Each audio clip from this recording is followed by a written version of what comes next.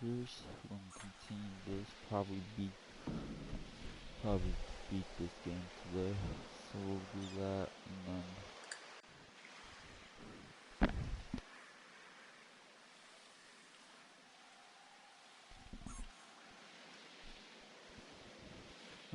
I'm probably gonna have to re-download Mafia 1 and replay that because my stream got lost to that. So I'll probably need to replay that. And then I'll restart Mafia 2 again since I missed a lot of shit early in the playthroughs. So be more visual, but yeah, we'll finish this. Stream a little bit of Rocket League today. Re-download Mafia 1 Definitive Edition and play that. Stream again. Start Mafia 2 after, and then we'll try and beat Medieval and the other games I'm streaming too. No baseball streaming, no golf today, but we'll try and do other stuff. The body is just in front of a bush, one of the only bushes in the surrounding area.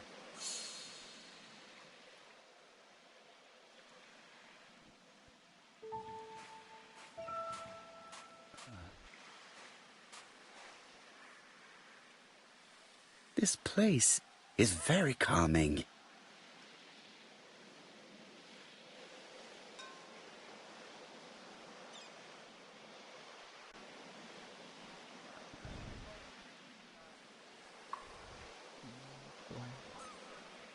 The site is exceptional. It is easy to imagine that Sir Carmichael used to enjoy stopping here every evening.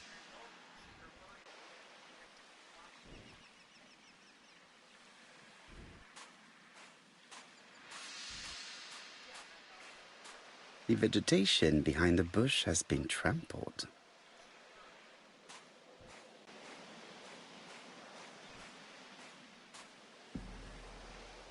Jap has emptied the victim's pockets and has laid out their contents on this piece of wax cloth.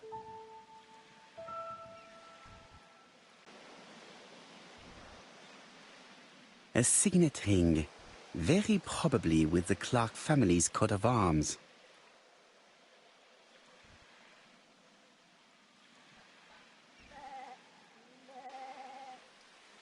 Nothing appears to be missing from this wallet.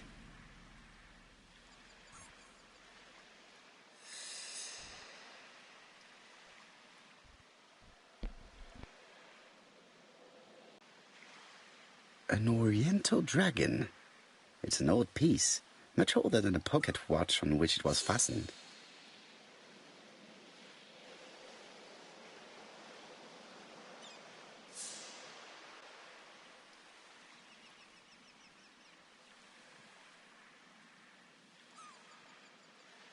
It is pointless.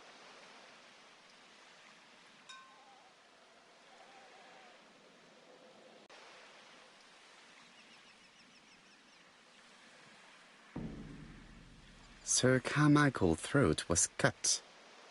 It's a clean incision, a professional murder.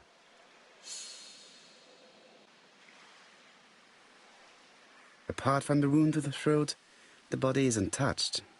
No cuts, no bruises.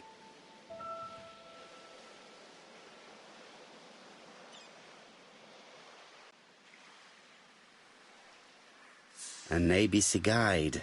The murderer's customary signature, covered in blood this time.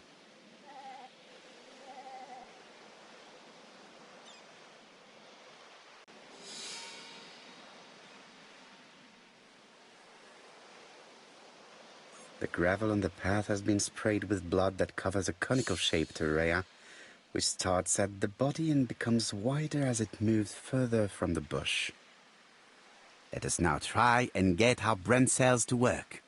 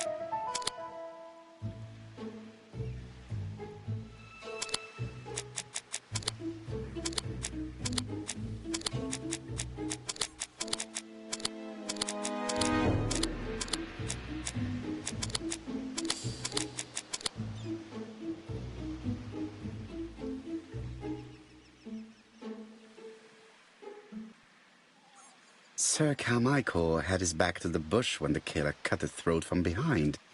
A fatal blow that sprayed blood over a range of more than 1 meter. Let us now try and get our brain cells to work.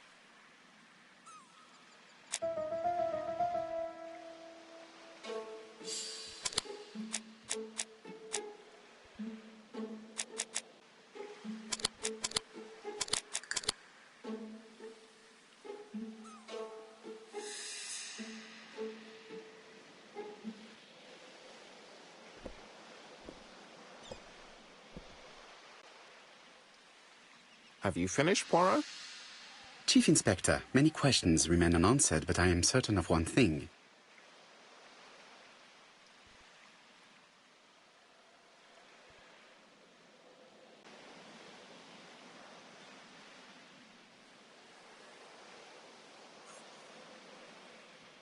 The killer has prepared his crime very carefully. Quite right. He must have known Sir Carmichael's movements well to plan such an attack.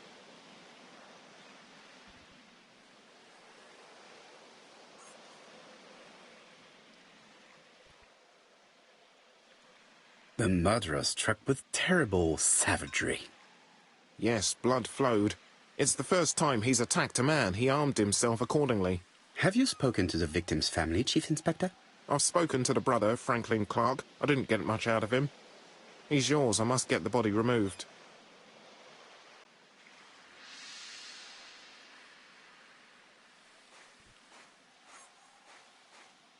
I had better go.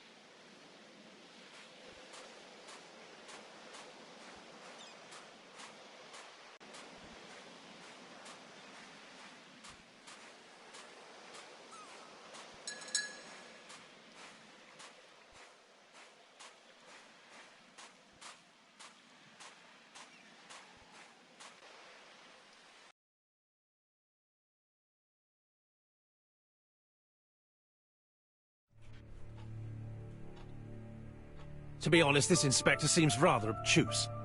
I'm counting on your friend Poirot to catch my brother's murderer. Ah, here he is now. Please, Mr. Poirot. Mr. Poirot, this is my brother's secretary, Miss Thora Gray. Pleased to meet you, Mr. Poirot. Would you like some tea? No, thank you, mademoiselle. I find it hard to digest.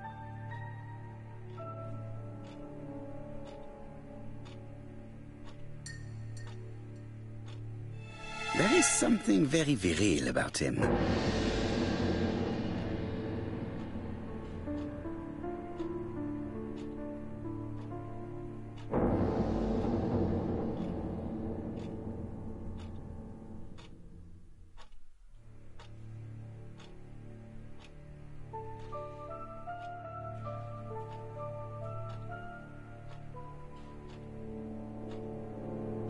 Franklin Clark is an adventurer, the sort of man that women like.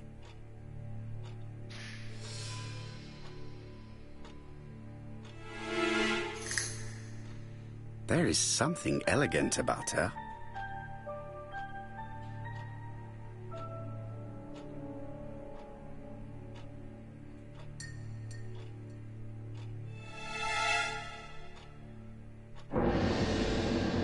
She has good taste, except perhaps in her choice of jewelry.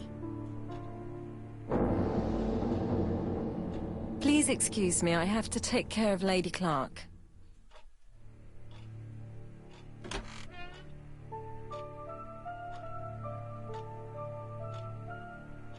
It is not the right time. It is not... It is not the right time. Hastings does not like very out.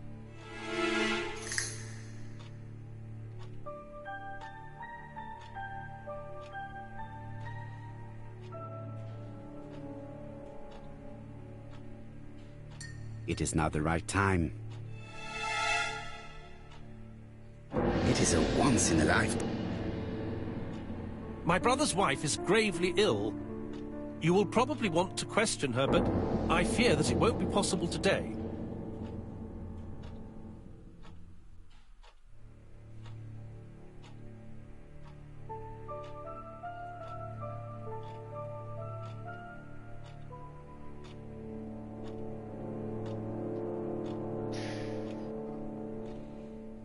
Sansan, what are you doing?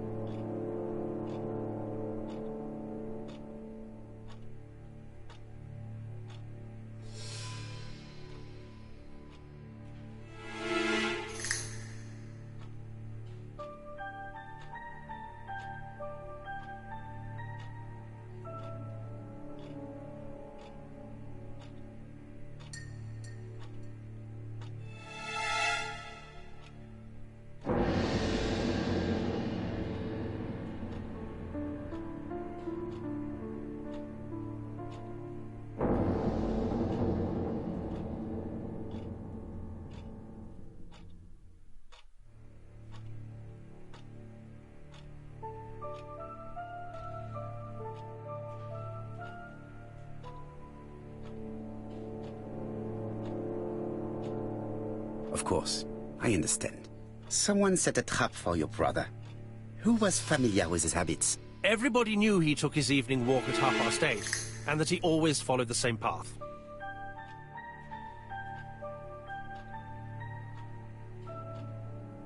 Everybody, including Miss Grey?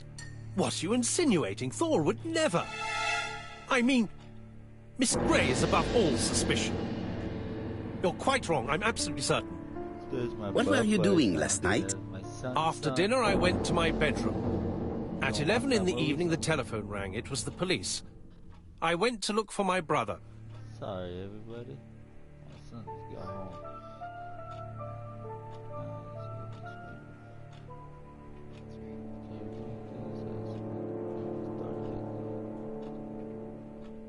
Was it your favorite novel? The Railway Children by Edith Nesbit. I know it's a children's book, but it's enthralling. So it was you who found the body? Yes, along with the gardener. Have you seen any strangers around the house recently? No. As far as I know, nobody has been near the house.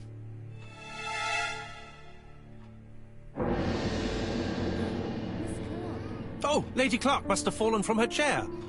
I have to help Miss Grey get her up.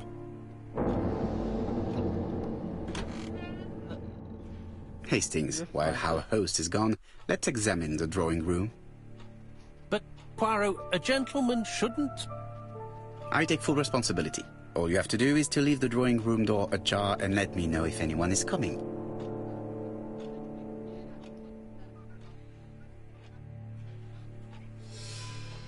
No, I got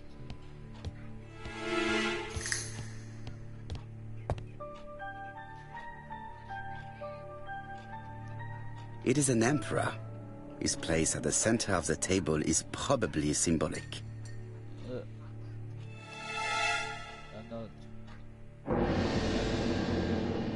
A dragon.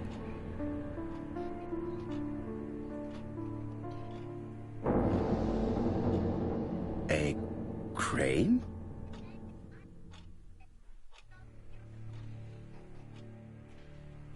A tiger.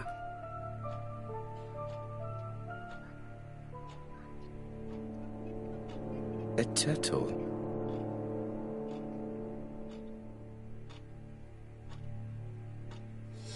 Dragon, dragon, dragon. Sir Carmichael showed himself to be very consistent in his collection's theme.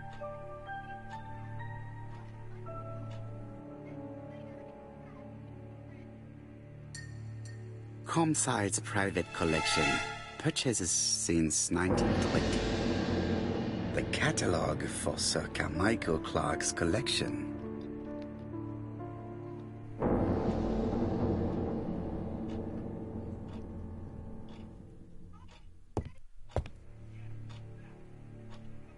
The interior is richly decorated.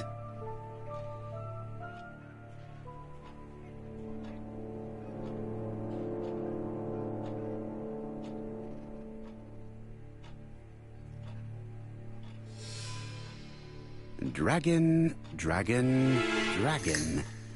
Sir Carmichael showed himself to be very consistent in his collection's theme.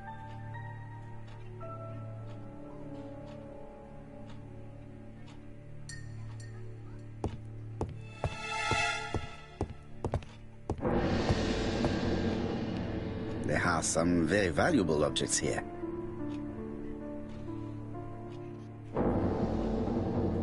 Traditional Chinese map. Facsimile. South is on the top of the map.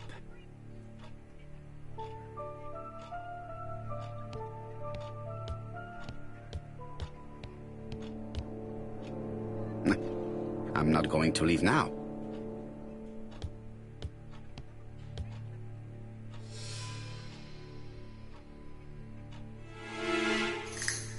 A tiger.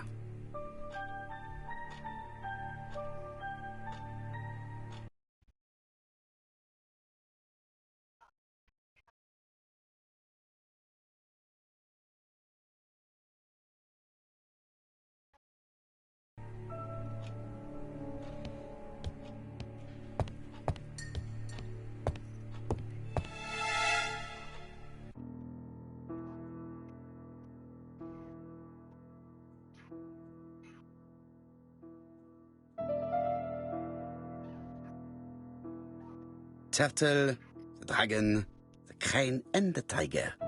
I think I've already seen this motif somewhere.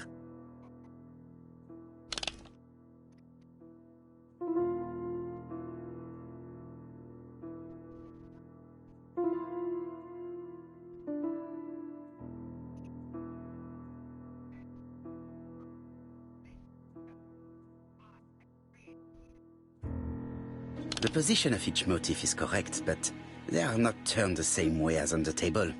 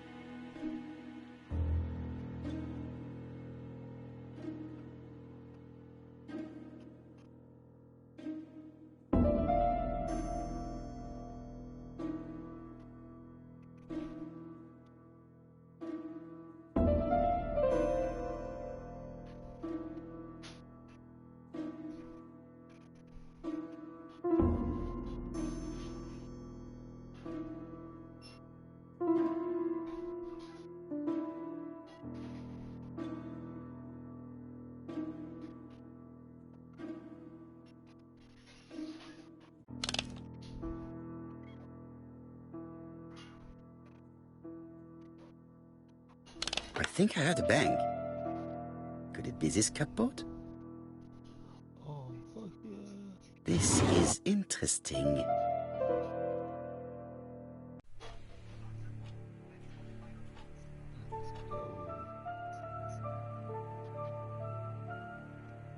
Ernest Logan, MD, Brighton Cancer Institute, 201 Dusk Road, Brighton, Sussex. to Sir Carmichael Clark, MD, Campsite Churstone, Devon. Brighton, 1935, January the 5th. As a man of science, I owe it to you to be completely frank. Lady Clark, your wife is suffering from a generalized terminal cancer. I confess I didn't suspect anything like that during the first exams. With the test results I have received today, there is unfortunately no place for doubt. I estimate that Lady Clark's life expectancy is no more than 1 year. Hospitalization would not help in her case, so I advise you to keep her at home and provide her with as much morphine as required to ease her last moments. Yours sincerely, Ernest Logan. These daggers are only ceremonial weapons. I do not think that the crime weapon is here.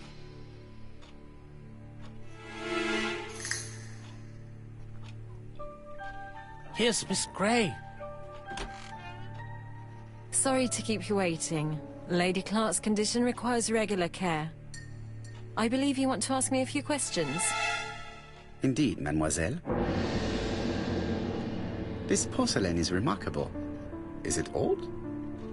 It's about 3 centuries old, I believe. Wait, let me find the reference.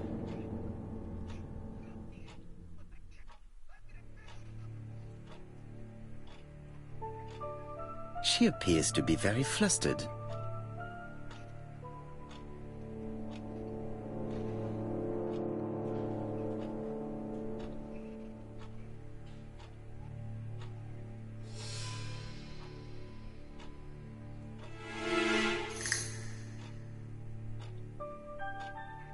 She's unable to hide her emotion, and her makeup has been disturbed. I think that this young woman has just been kissed. Here? Teapot with Black Dragon, Gangshi period, end of the 17th century. It is a rare piece with unusual colors. You have a good knowledge of art history. Acquired while working with Sir Carmichael. I used to help him manage his collection and choose his new acquisitions.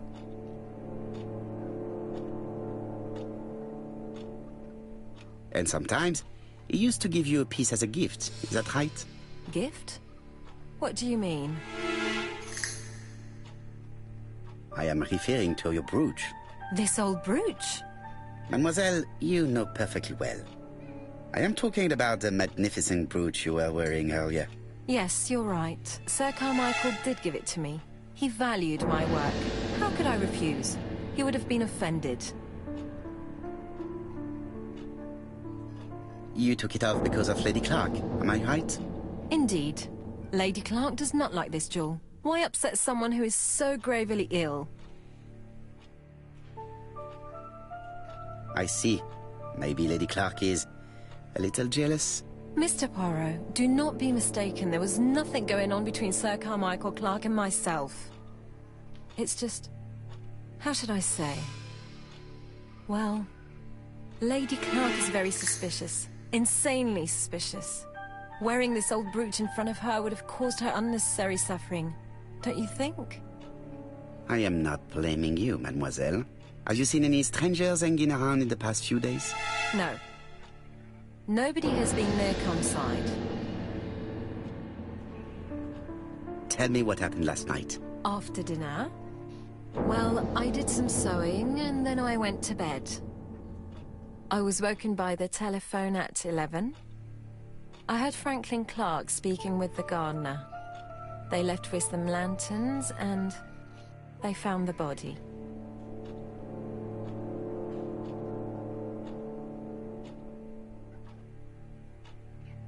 Am I right thinking that something is going on between you and Franklin? How dare you ask me such a question?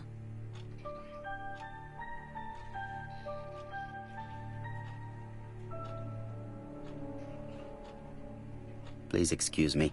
I was indiscreet. I refuse to speak to you anymore, Miss... Oh my goodness, I pressed the wrong button. I meant press triangle and I think I meant, yeah, press the wrong one, yep. That's the one I did it.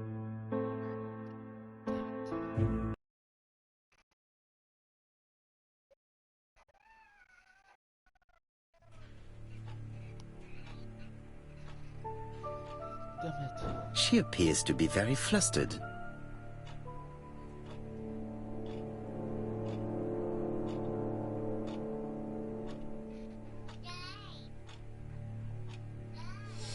She's unable to hide her emotion, and her makeup has been disturbed. I think that this young woman has just been kissed. Here? Teapot. You have a good... Acquired while working with Sir Carmichael. I used to help him manage his collection and choose his new acquisitions.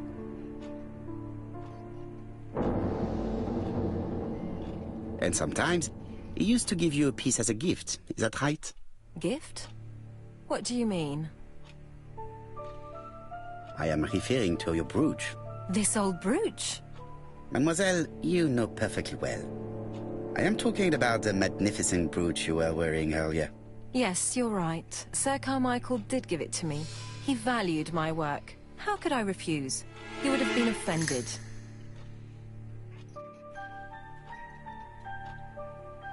You took it off because of Lady Clark, am I right? Indeed. Lady Clark does not like this jewel. Why upset someone who is so gravely ill? I see. Maybe Lady Clark is a little jealous.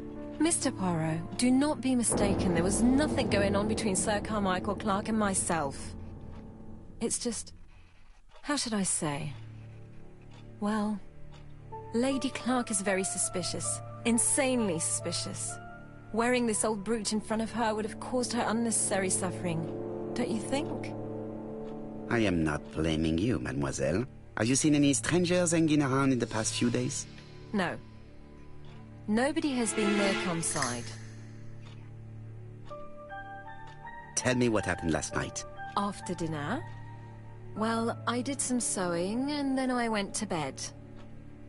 I was woken by the telephone at 11. I heard Franklin Clark speaking with the gardener. They left with some lanterns and they found the body.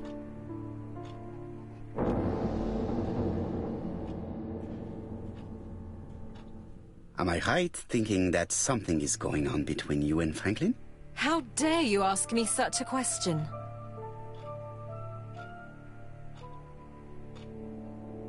Mademoiselle, it is difficult to hide things from me. He kissed you earlier, did he not? My goodness, with Sir Carmichael's death, I was feeling so awful, so worried. I was unable to resist. I am not judging you, mademoiselle.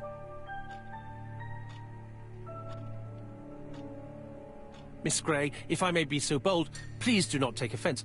My friend has rather unusual methods, but all he wants is to find the murderer. Yes, I understand. I must rest. Please excuse me. Earlier, you asked me to watch the living room door for you.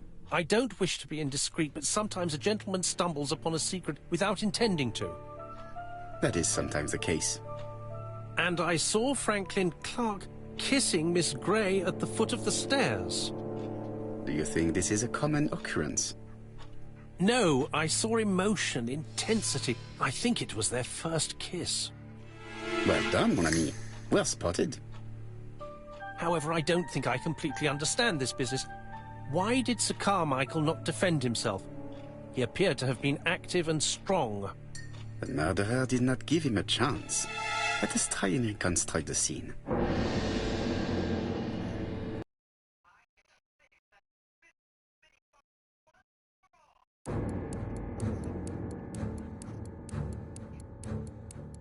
Sir Clark is taking his customary walk. Our killer is hiding behind a bush. The old man walks quietly along the gravel path.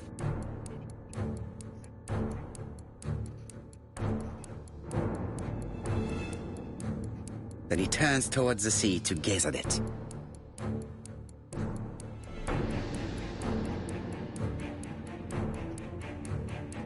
The killer leaves his hiding place on the right-hand side.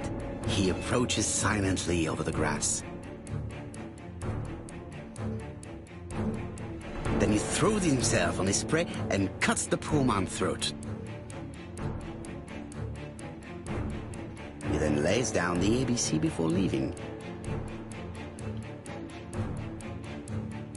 Everything appears to match the crime scene, Monsieur Hastings. That is exactly what happened.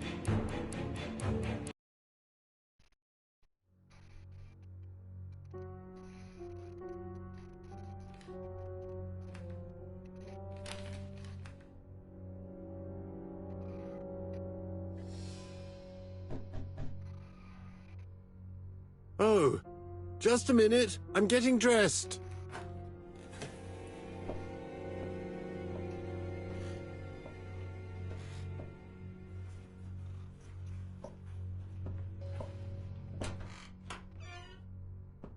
Mr. Kirst, have you recently returned from Churston?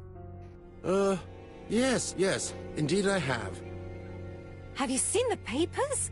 And to think that you might have rubbed shoulders with the killer. Imagine that. Mr. Kirst, are you all right? You don't seem well. My apologies. My throat is burning and my head feels heavy. It's ever since the war, you know. Since my injury, my head has never been the same.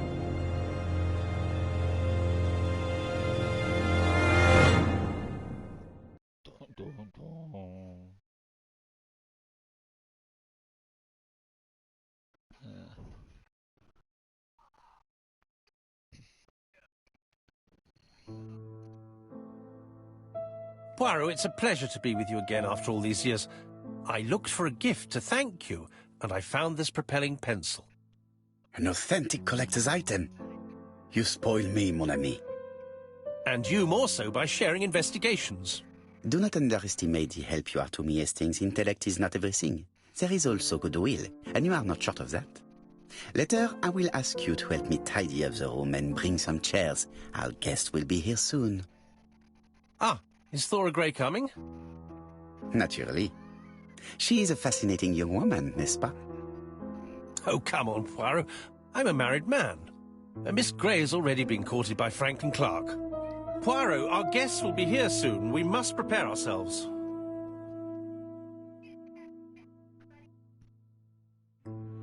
I should take advantage of the silence to examine them.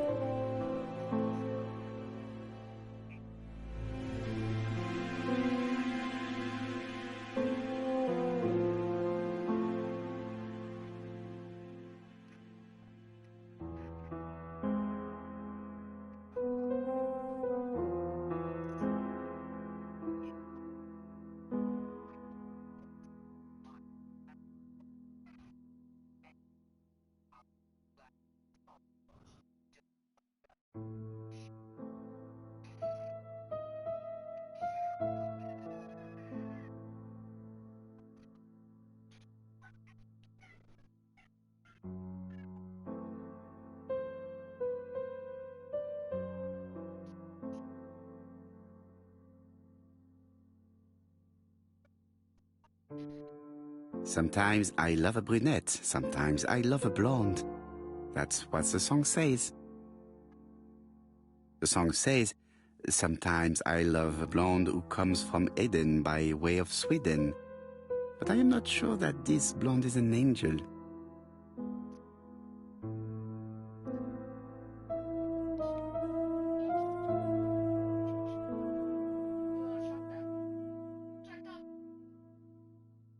Franklin Clark always seems at ease, regardless of where he is. Something that's unique to people who travel. I ought to concentrate on my guests.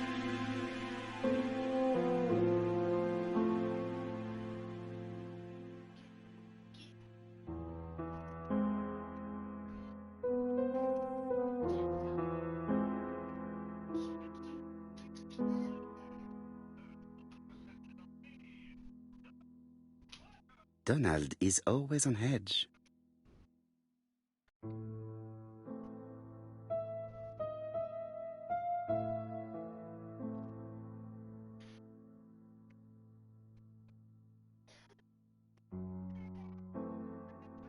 Donald Fraser is very nervous at the moment, even if he's trying hard to control himself.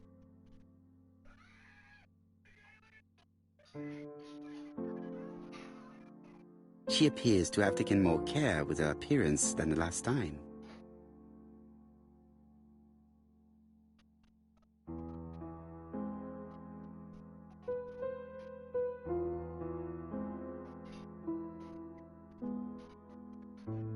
She's looking at Mr. Fraser out of the corner of her eye. Did she make herself beautiful for him?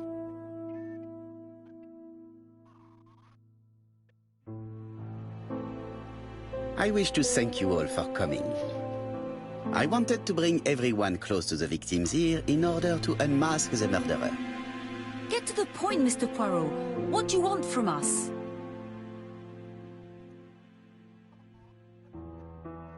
You are an intelligent woman, Mademoiselle Barnard, and I'm sure that you have already understood my intentions.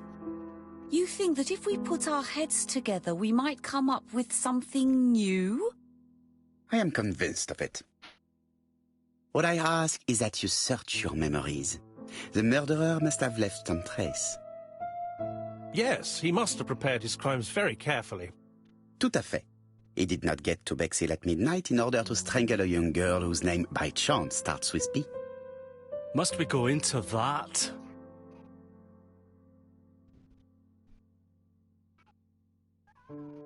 Mr. Fraser, please get a grip on yourself.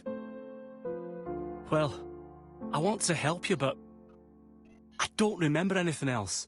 Nothing I haven't already said. And you, Mademoiselle Barnard, did your sister say if she was seeing another man? She never would have told me.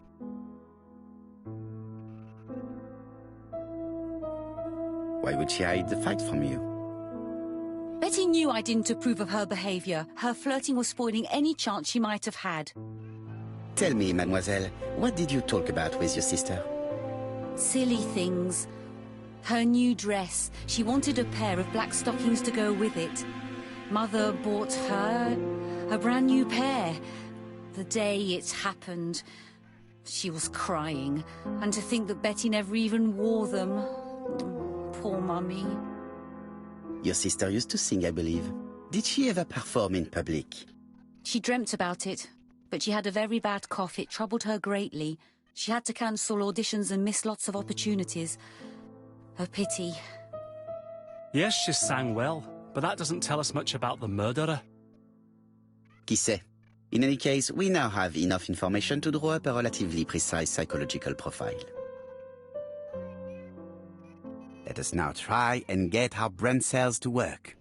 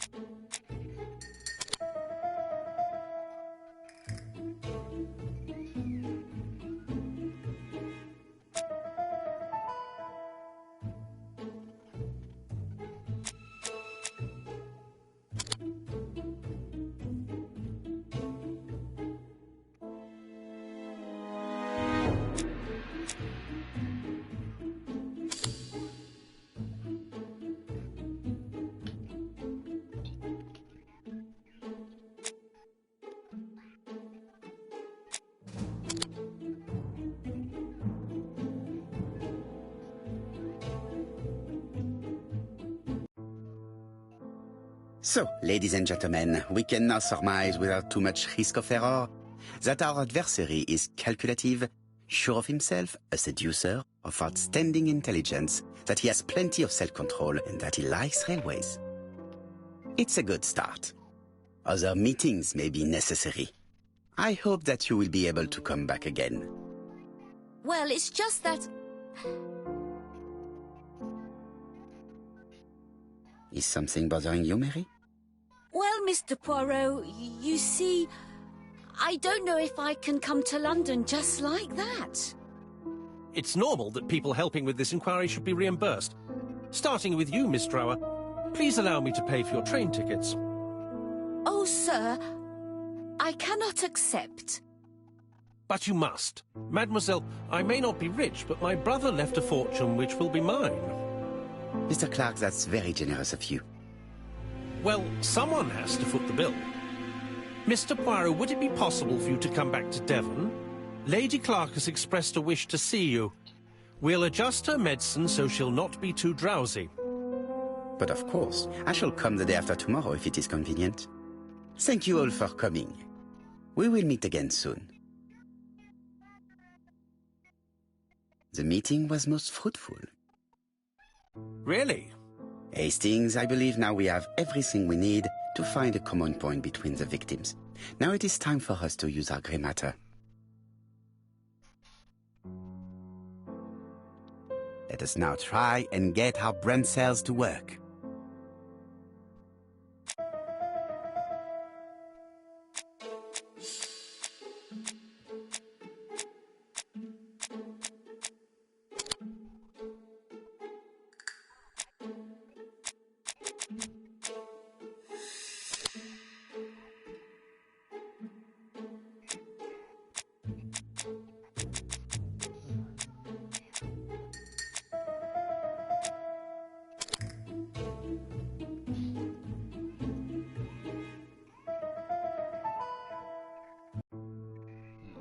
The first two victims suffered from bad throat, and that was precisely the specialty of the third victim, Dr. Clark.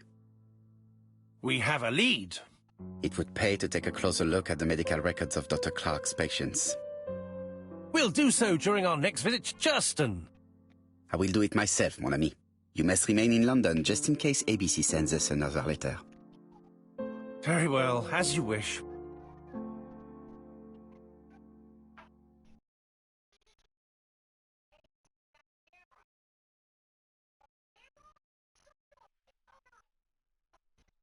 Thank you for coming, Mr. Poirot. Lady Clark is waiting for you in her bedroom on the first floor. Please excuse me, I cannot stay for the interview. I've to take Miss Grey to the station to see our lawyer in Torquay. Are you leaving Churston for good?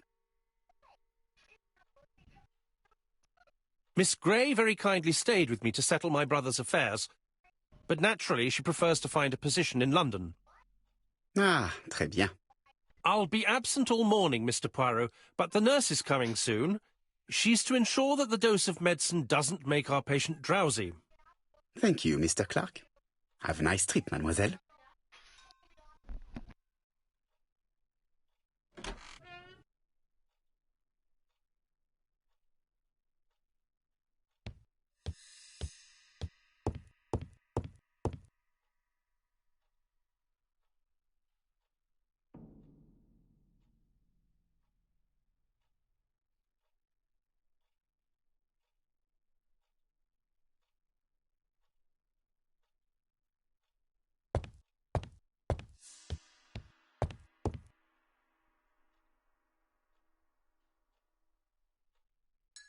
April 1925, Aceh Province, Sumatra.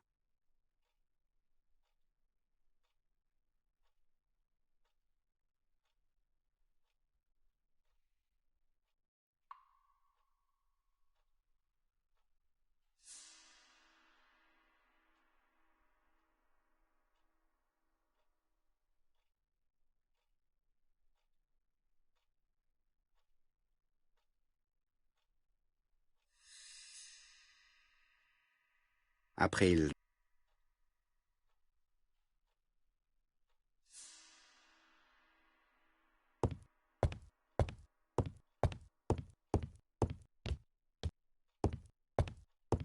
It's closed.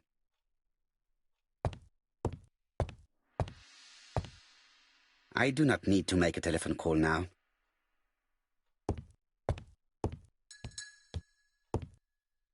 It is not the right time.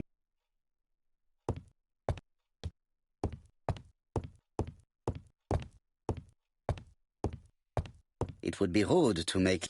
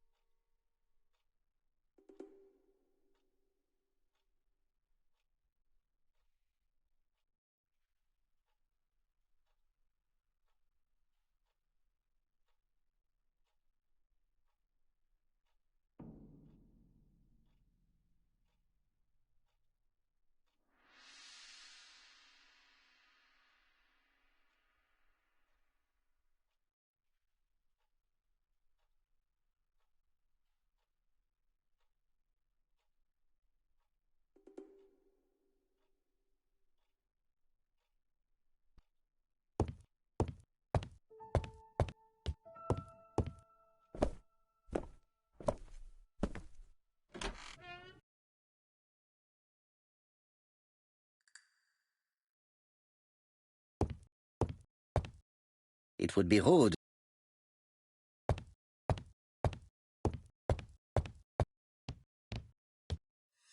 It would be rude.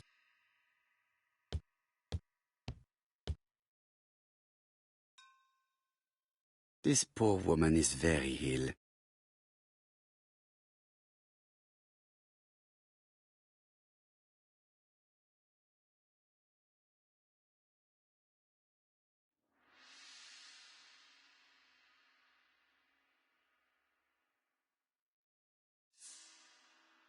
This woman is suffering. She is in no state to have a conversation.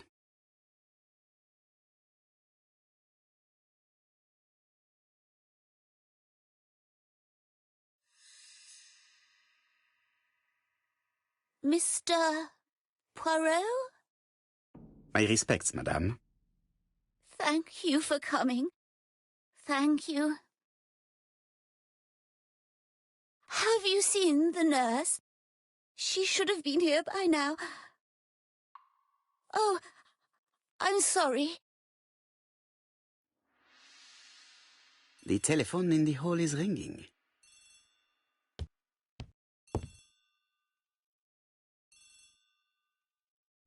It's closed.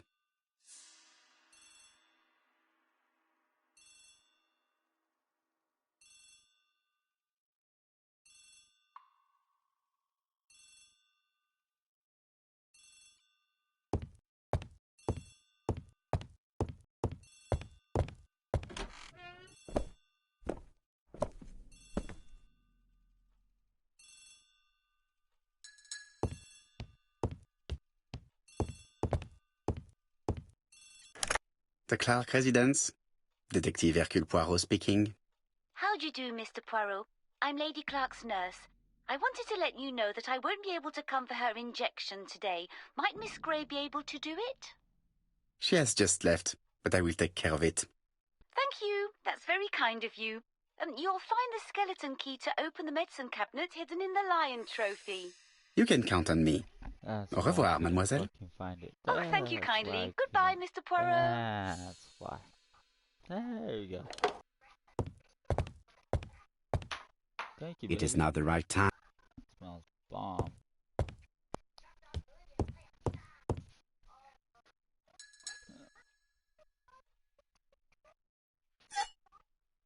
Here is the skeleton key. Nope.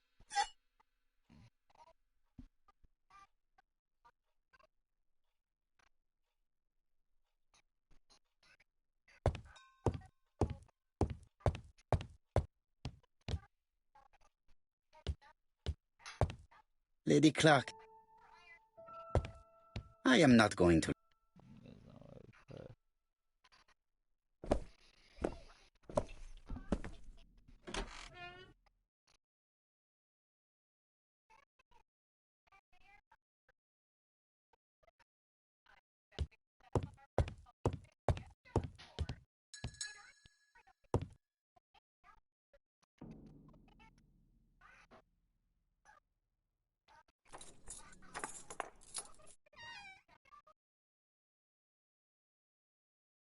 Ah, Mr. Poirot. Oh, I feel better now. Thank you for your help.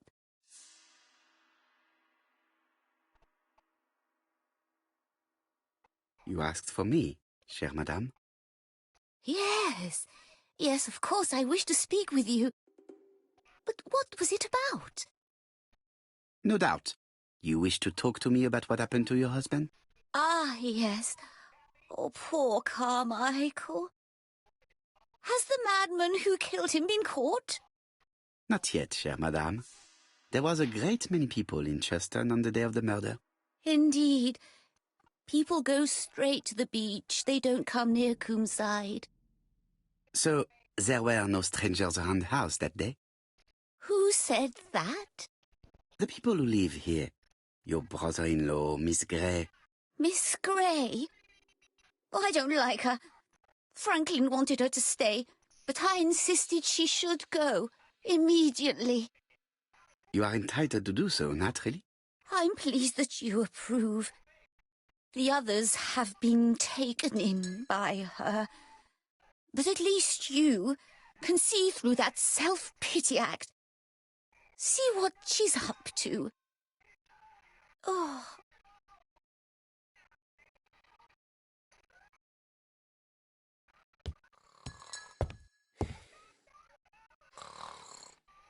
I've finished with this subject.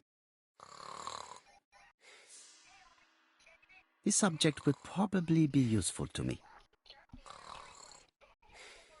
Bronze comb.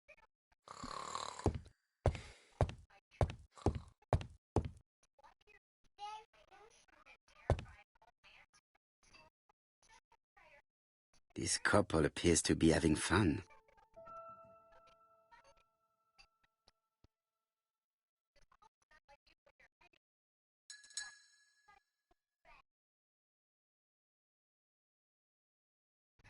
Lady Clark and Sir Carmichael were very happy, but they did not have any children.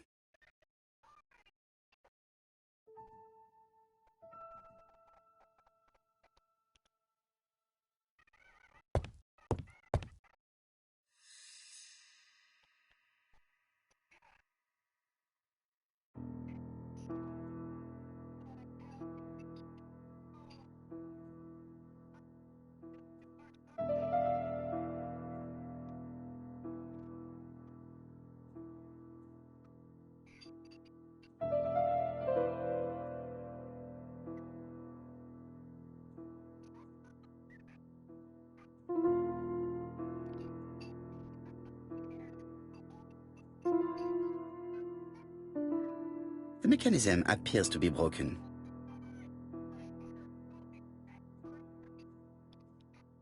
The mechanism appears to be broken.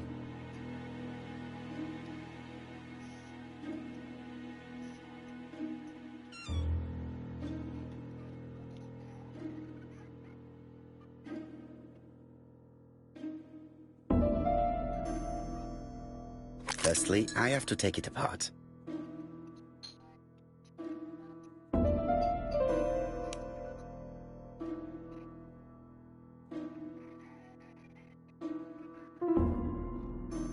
This is where the combs go.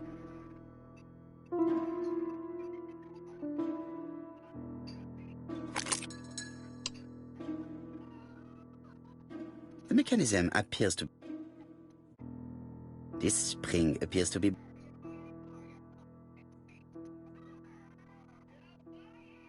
Firstly, I have to take it apart. How the hell did I take it apart?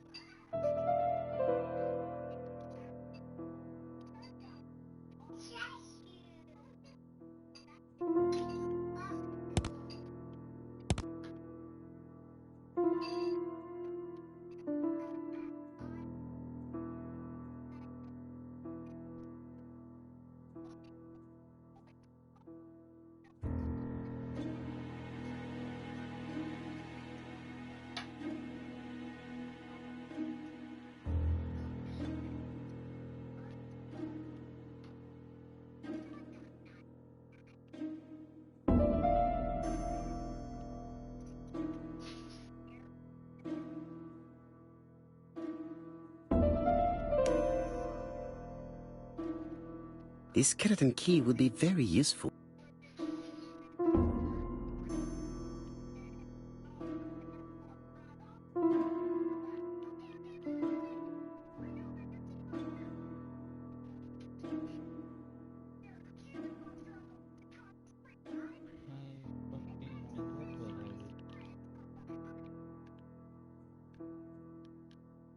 Firstly, I have to take it apart. No shit, I have to take it apart. But how? This part appears to be working. The mechanism appears to be broken.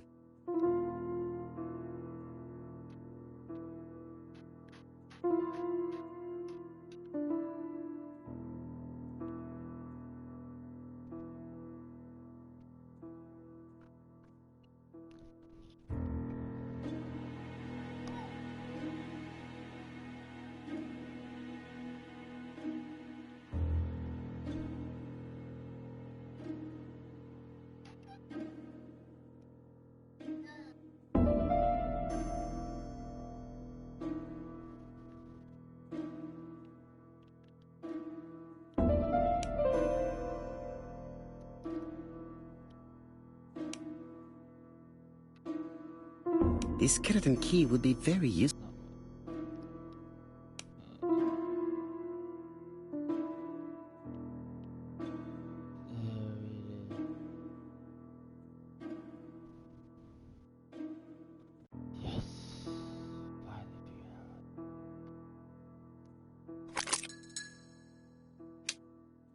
I hope that Hastings will not be cross with me.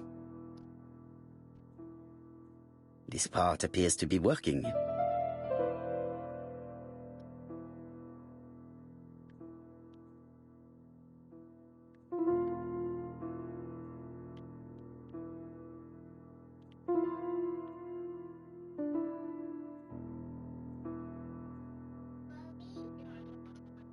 Does not make any sound.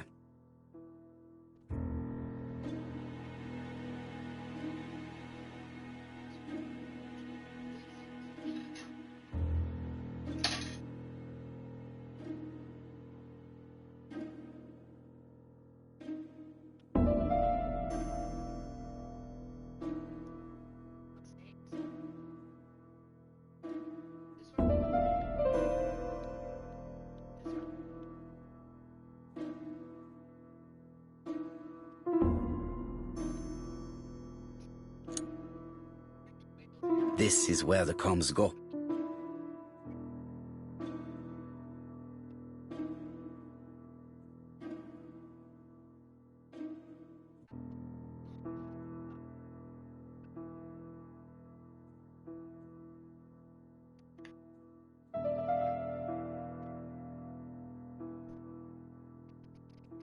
Now I gotta restart this one.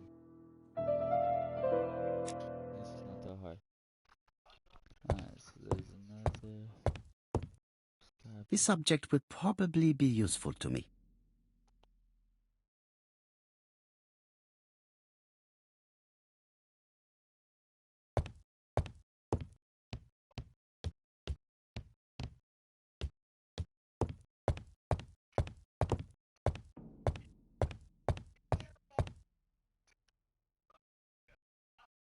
Oh, thank God. This subject would probably be...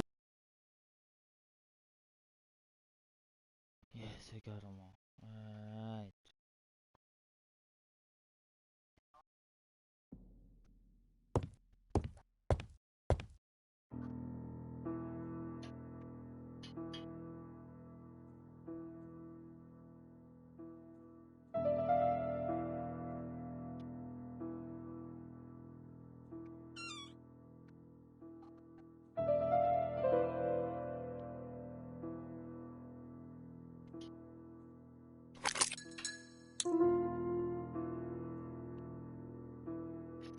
The bronze comb is preventing me from positioning this one.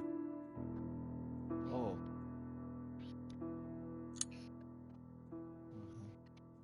Let it go.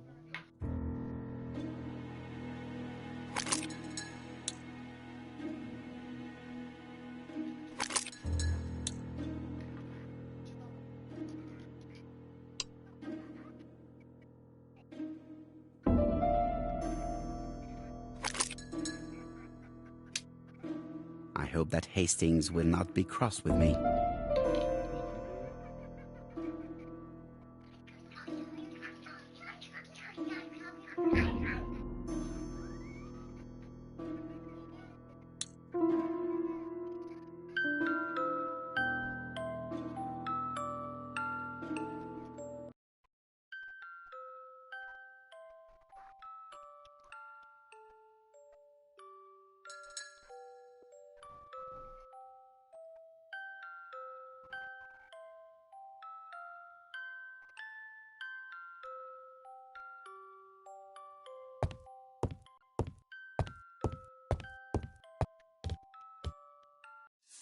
Oh, what are we talking about?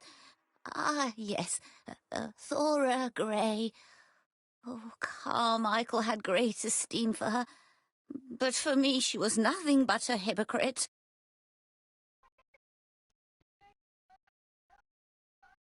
Miss Grey was a hard worker, though. Thank goodness. Fortunately, she was good at her job. I don't see why you all think you should have to defend that girl. You are very harsh. Do not forget that the girl is an orphan. Yes, and she used the fact to get around men. Take Franklin. He's fallen for her sweet-talking charms. Oh, he's a lovely boy, very plucky and sure of himself. But so naive. Oh, when it comes to women. Miss Grey did look after you very well, though. Outwardly. But she's hiding something. I think she tried to poison me. Miss Grey? A poisoner? But everybody appears to like her. It proves she knows what she's doing. She's manipulative and she's a liar. A liar? Let's see, didn't she say that on the day of the crime nobody was around Coomside? That is correct. Well, at 11 o'clock I saw her talking to someone. Really? And what was this man like? An ordinary sort of man with a very plain face. Oh, I don't remember well. Was he a gentleman? No, he was not a gentleman. It would be best to leave her to sleep now. The telephone in the hall is ringing.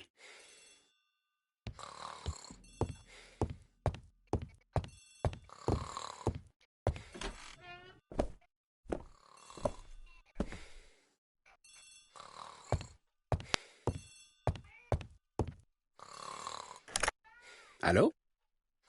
Poirot, is that you? Hastings here. Thank you for calling. Have you received a new letter from the murderer? No, thank goodness. How are things in Churston? I questioned Lady Clark, but I will not leave until I have examined everything of interest to me here. Fortunately, Franklin is absent, and I have a skeleton key. Have you seen Thora Grey again? Briefly. But rest assured, I intend to summon her to London soon. She's a fascinating girl. But secretive. I would like to ask her a few questions. Poirot, she wouldn't hurt a fly. Each to his own, my friend. Yours are pretty orphans, mine old ladies that have the maladies. Poirot, are you mocking me? No ill intended, rest assured. À bientôt, mon ami.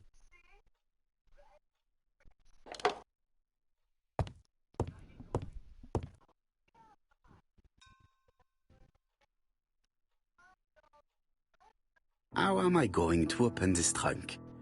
Let us examine it.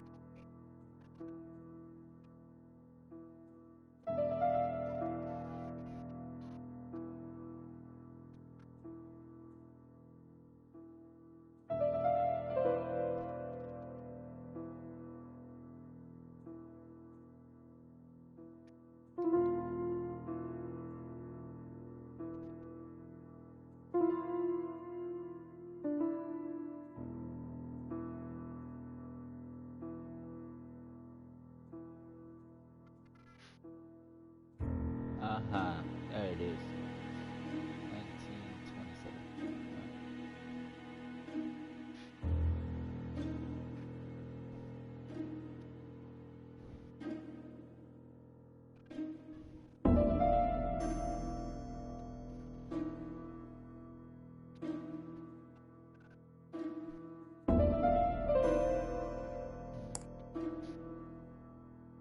Is this way or the other way? 19,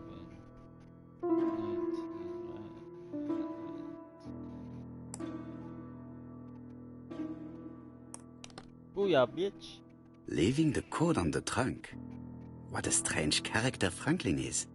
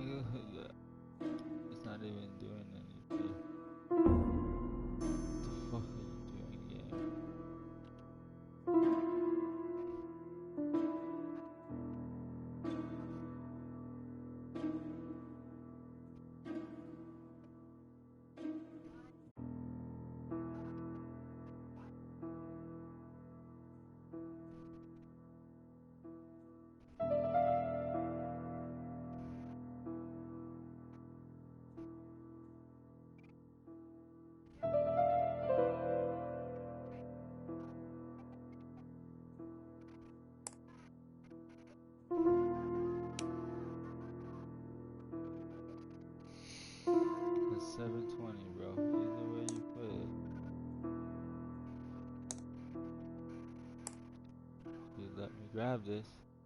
Oh my god, what are you doing here?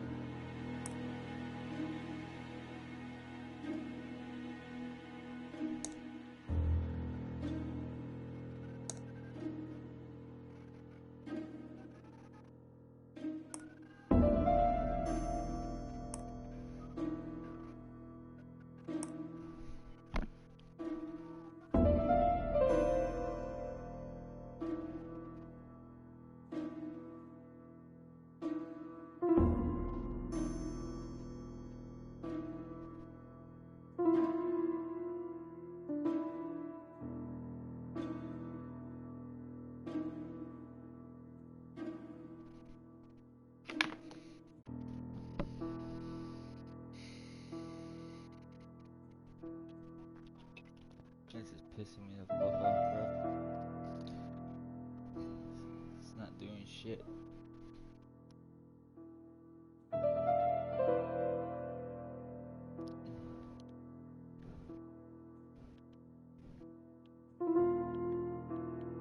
Look, I can't even drive these things no more, bro.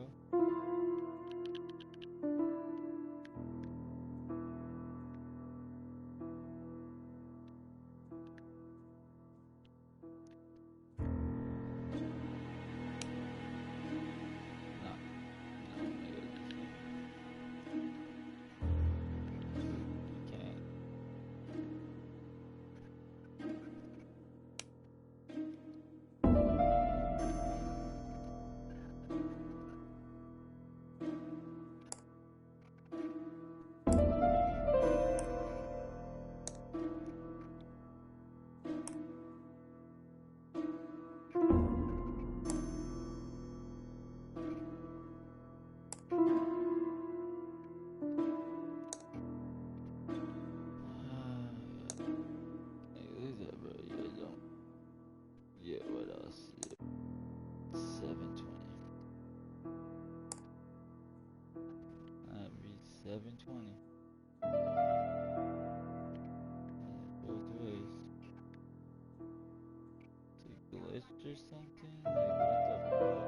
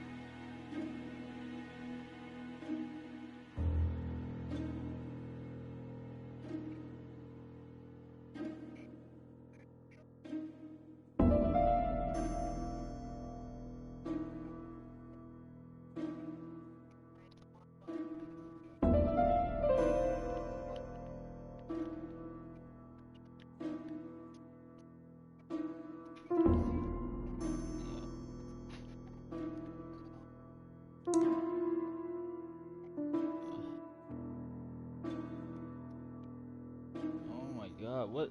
I'm not even pressing. Look at that. I don't even. Oh my god, this bro, this game is ass with these controls right now. Look at that, I left it right there. Fucking piece of shit game, bro. Look. I swear, ass.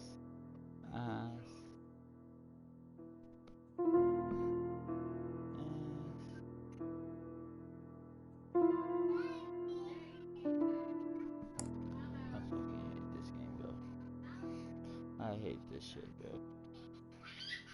So fucking much when you do shit like this.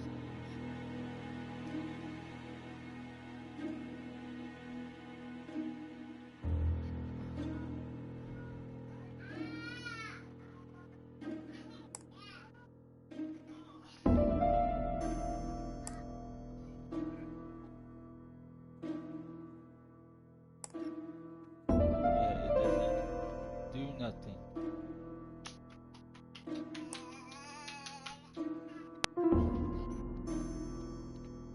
It's not letting me clip back or nothing, bro. I don't know. I'm gonna just restart that one. That's fucking retarded. How am I going to open this trunk? Let us examine it.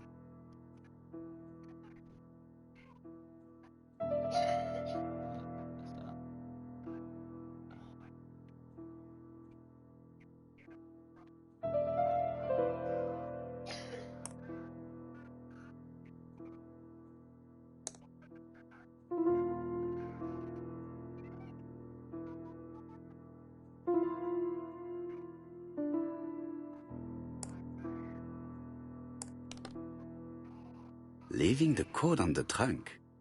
What a strange character Franklin is.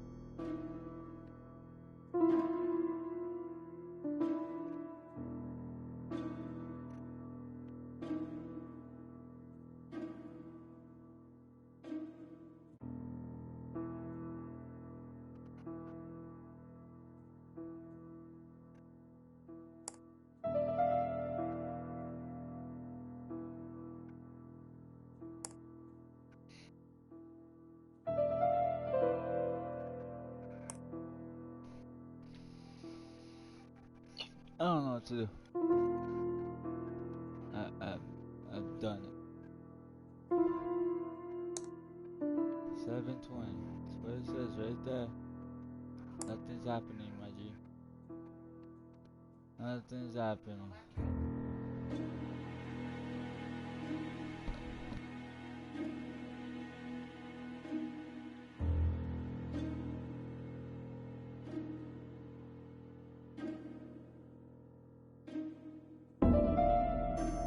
I don't. I'm fucking tripping. Yeah, I'm an asshole. I'm So, balls. what is this sound? Oh my god, bro. You fucking kidding me? I should be able to open the trunk now. You fucking kidding me? Shut the fuck up laughing over there. Shut up. God damn, I can't believe I did. Can't believe I did that shit. There we are. Oh my god, that pisses. Oh god, that pisses me off, bro.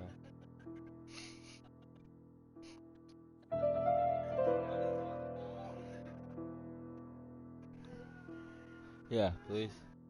Bull. Oh my god, that pissed me off. Well, Why has Franklin put an Allen key inside his trunk? I'll borrow it for a minute.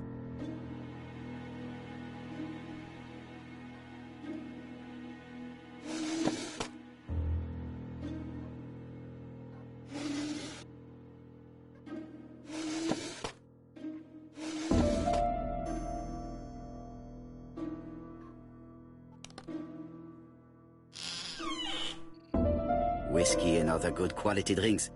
Mr. Clark really has refined tastes.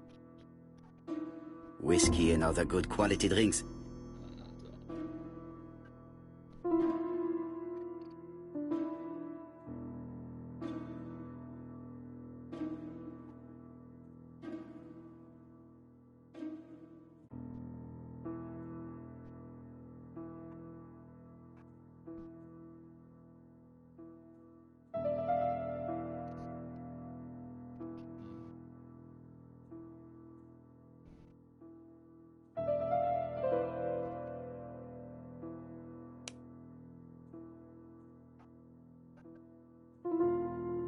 An Allen key.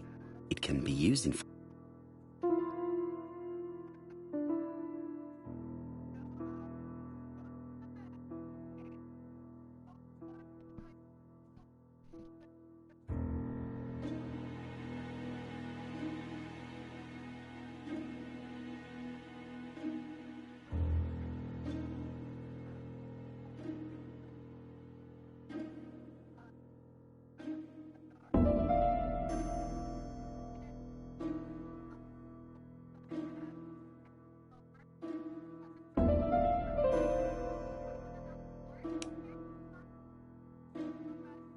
An Allen key. It can be used in 5 positions.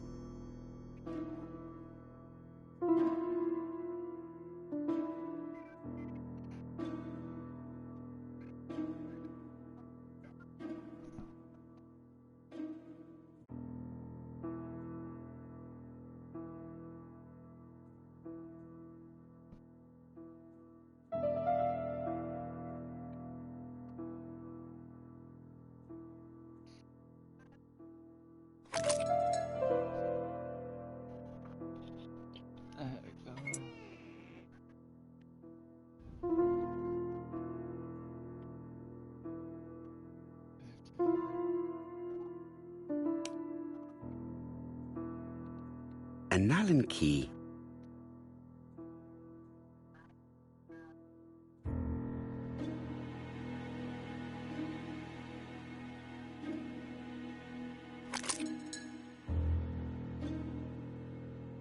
Another screw.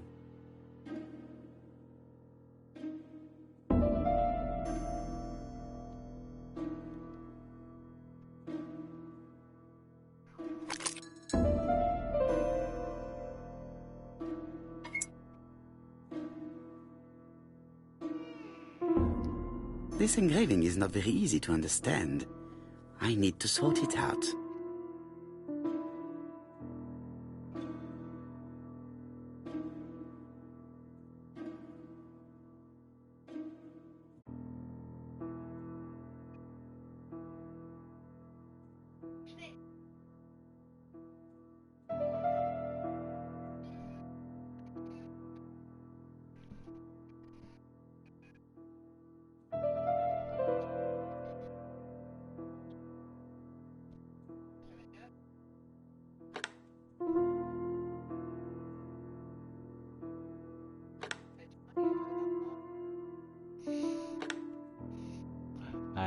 Oh, what the fuck?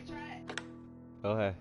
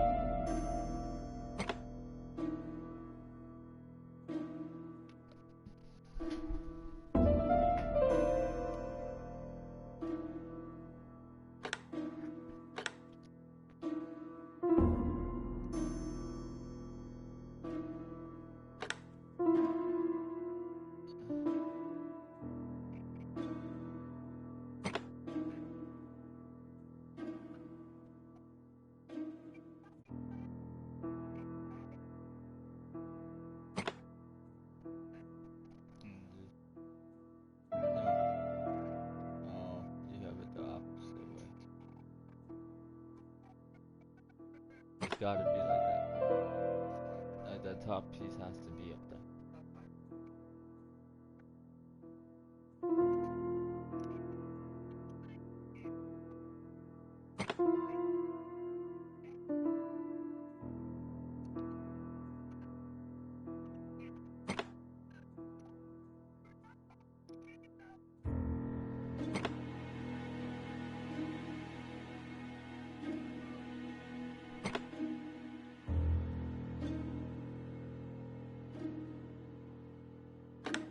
It is blocked.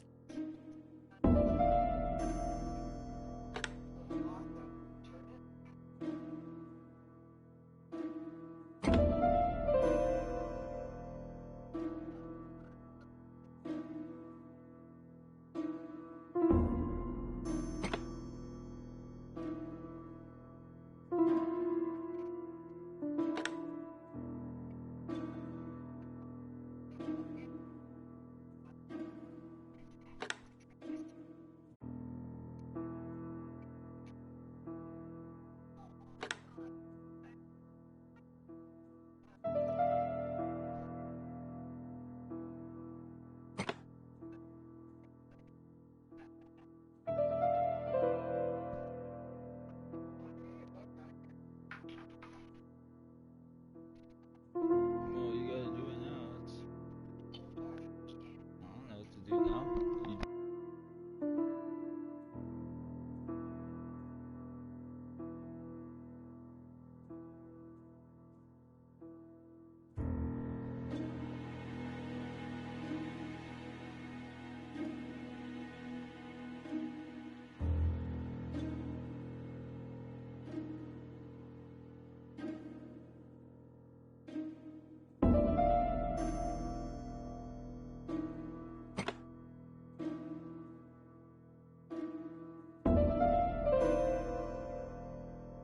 Franklin must really love his country to have an engraving in his trunk. I think I heard the panel above release.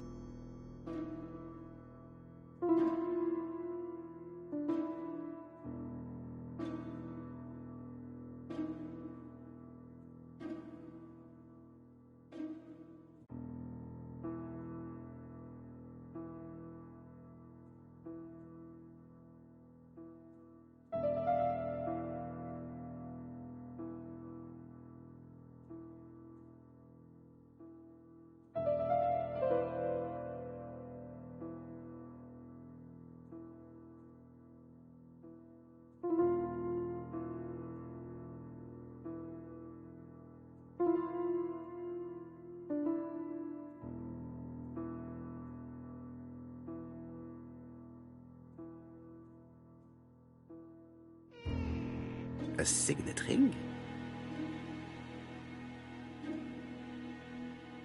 A signet ring with a code written on it.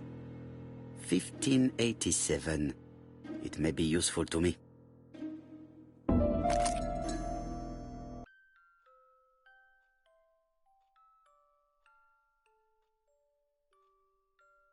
Man, that was a fucking bitch. These puzzles are getting difficult.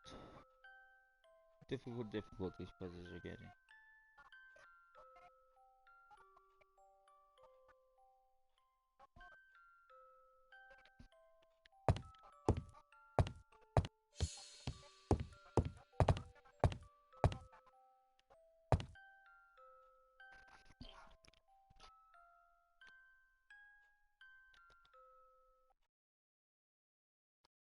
Miss Thoragray, Comside, Justin, What is Devon. this, baby? Arsenic trioxide thallium. Oh, they actually got you finally?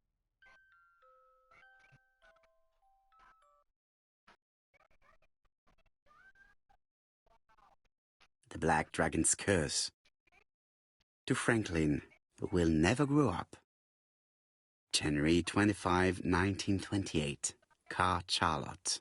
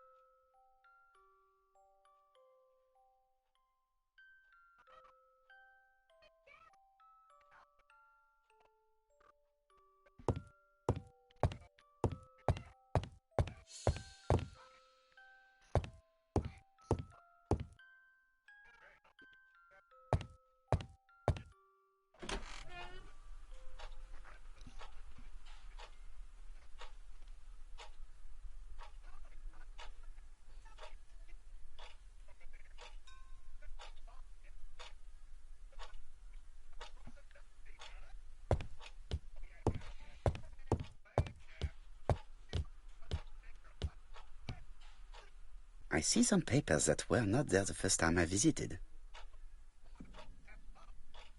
Valuers report property. Building land located in Comside, Churston client, Sir Carmichael Clark, April 15, 1935, Court and Brunskill office.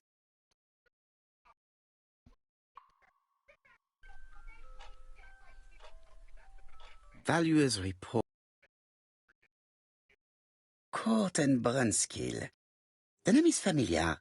Is that not the name of the firm Donald Fraser works for? These daggers are only ceremonial weapons. I do not think that the crime weapon is here.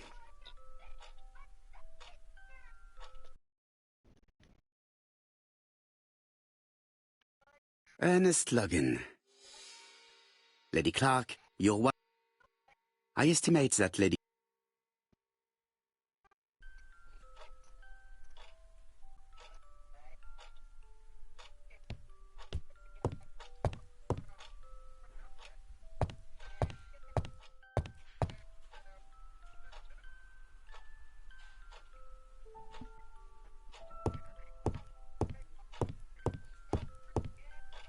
The door is locked.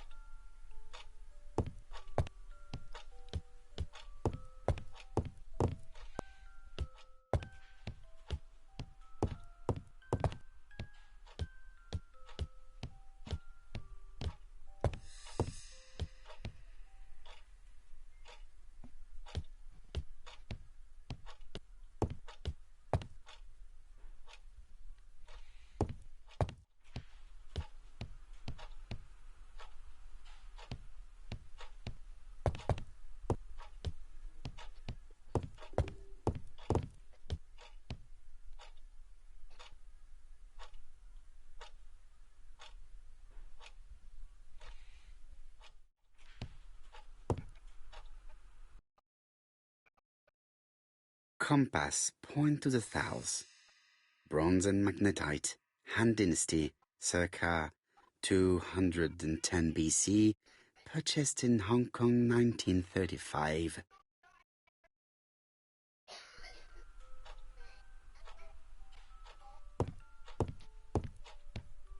There are some very valuable objects here.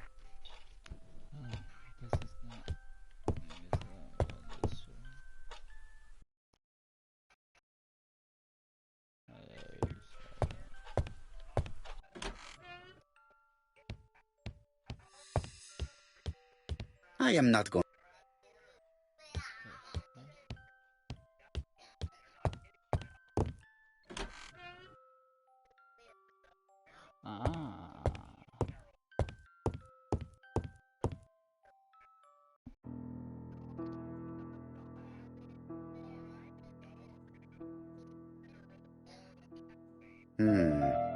It's only a hinge. Nothing interesting. A Chinese symbol is engraved on this metal disc.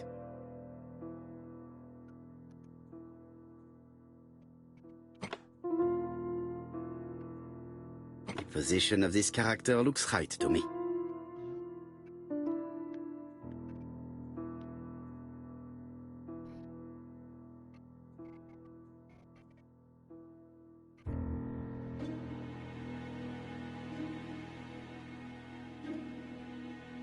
Like this character appears to be the right way round.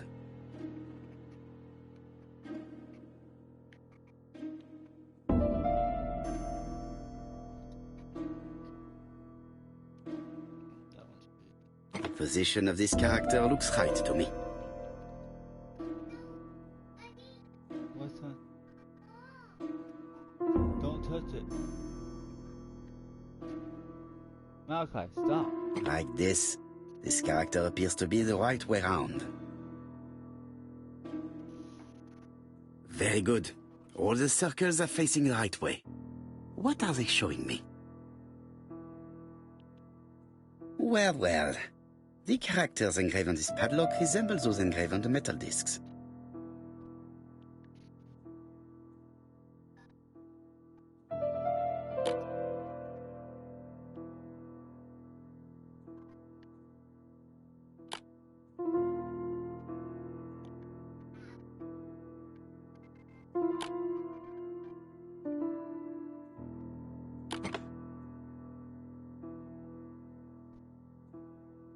At last, the cupboard is open.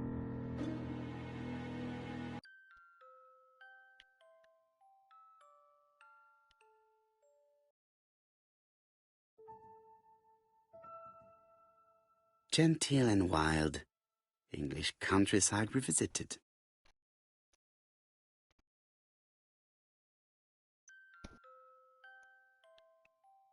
The Railway Children, E. Nesbit. For Franklin, Und Effie's Christmas, 1910.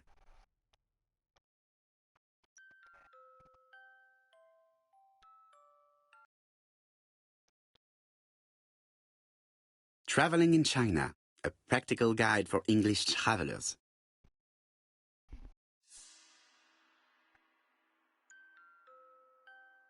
Helmet, flask and rifles, Franklin is very well equipped.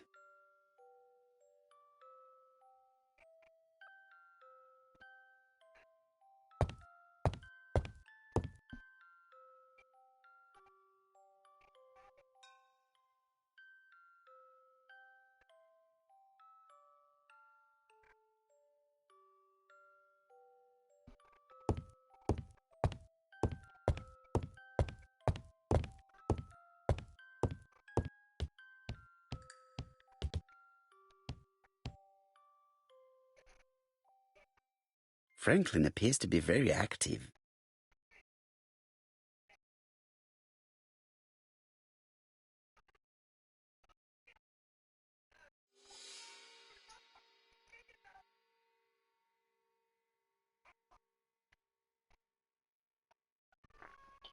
Franklin Clark appears to be a typical British gentleman, a good sportsman, a hunter, a traveler.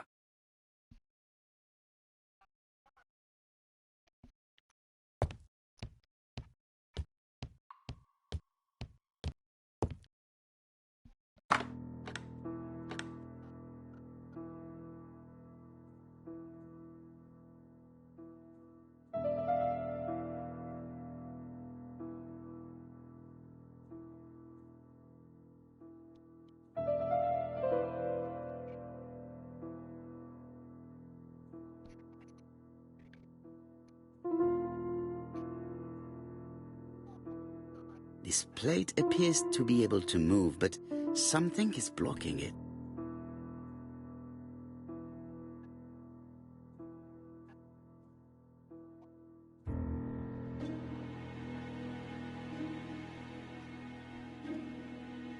This plate appears to be able to move, but This plate appears to be able to move, but something is blocking it. This plate appears to be able to move, but something is blocking it.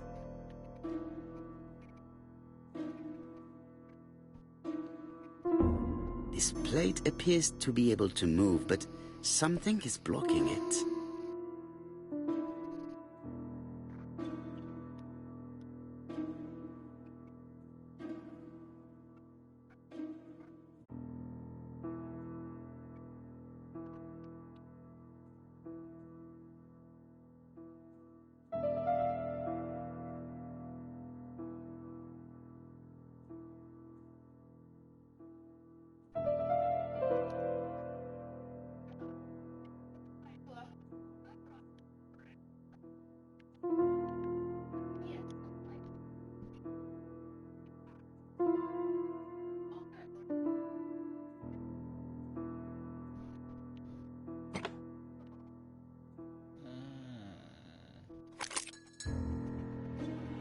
The plates around the picture appear to have unlocked. I think I've already seen these symbols on Franklin's trophies.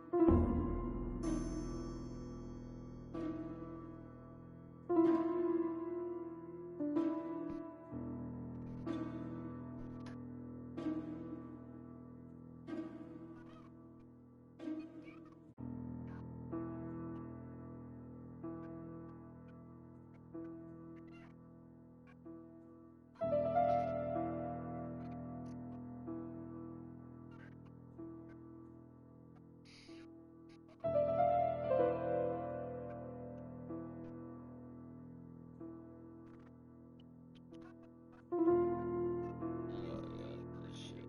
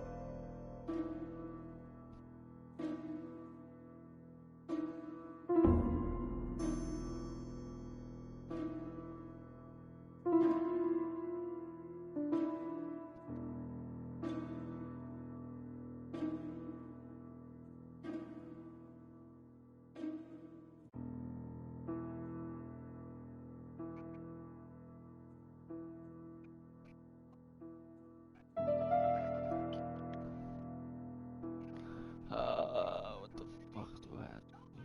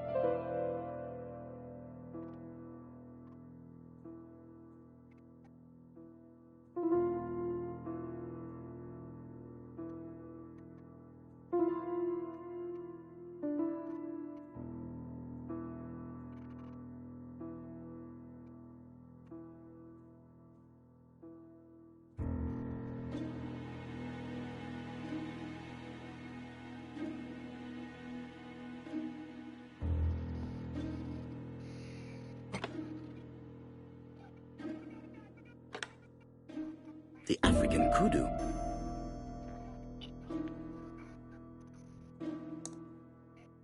Oh shit.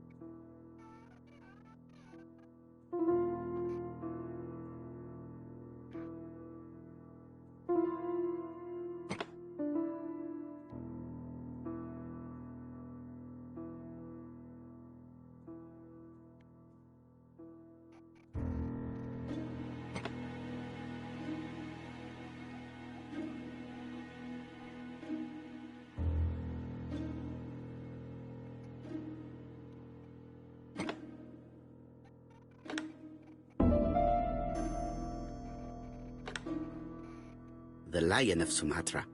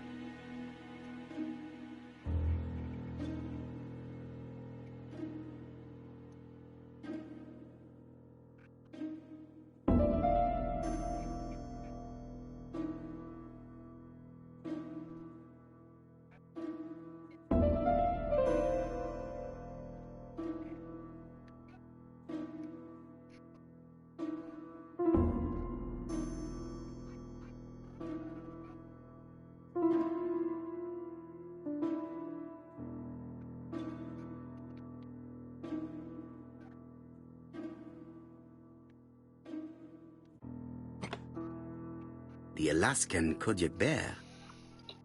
Fuck yes. I heard the sound of a mechanism. Strange way of protecting one's safe. Triangulating one's hunting sites on a map. Took forever.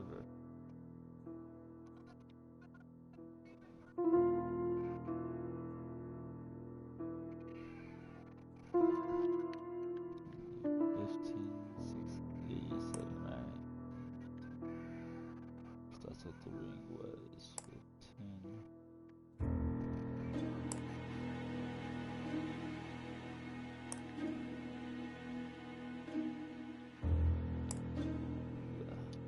These documents are very likely going to help me for the rest of the inquiry.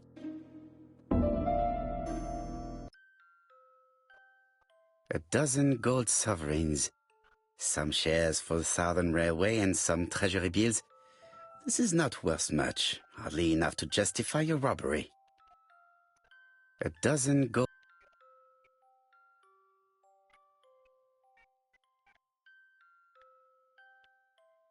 Sir Carmichael Clark, Campsite Churston, Devon, to Mr. Franklin Clark, Peninsula Hotel, Salisbury Road, Tsim Sha Tsui, Kowloon, Hong Kong.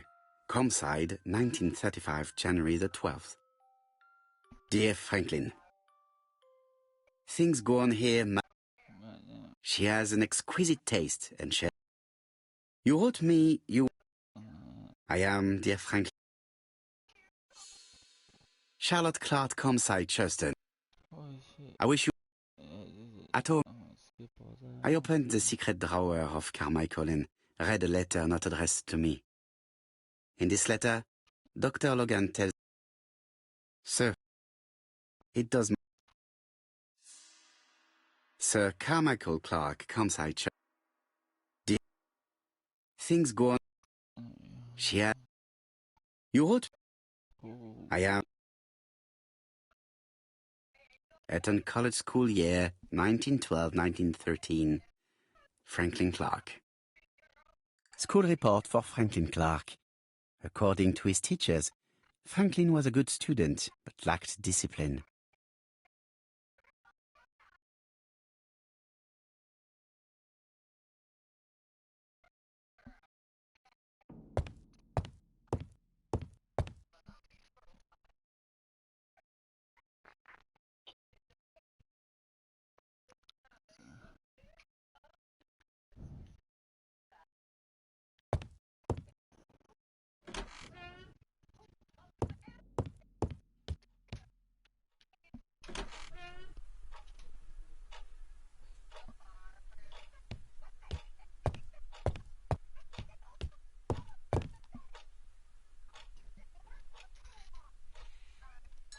Traditional Chinese map. Facsimile. South is on the top of the map.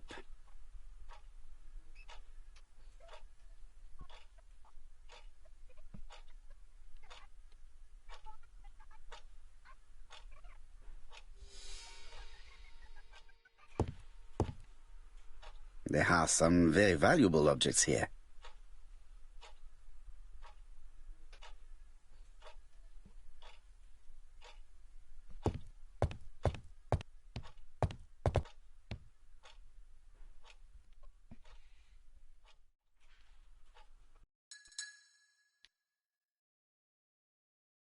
Attention, Franklin. Task list. A. Ordering Lady Clark remedies. Done. B. Tidying up real estate property files. Done. C. Calling the lawyer about inventory. Done. D. Update the tenant-farmer list. Done. E. Update land rent accounting. Done. F. Ordering a restock of arsenic. Done. P.S. I have left on the living room table some of my things I don't want to keep. The locket and the dagger. I am sure you know why. Thora.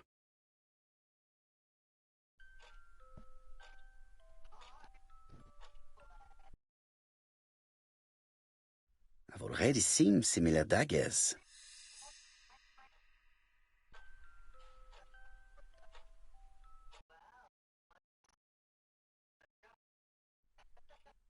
A dark dragon for a bright-haired maid. C.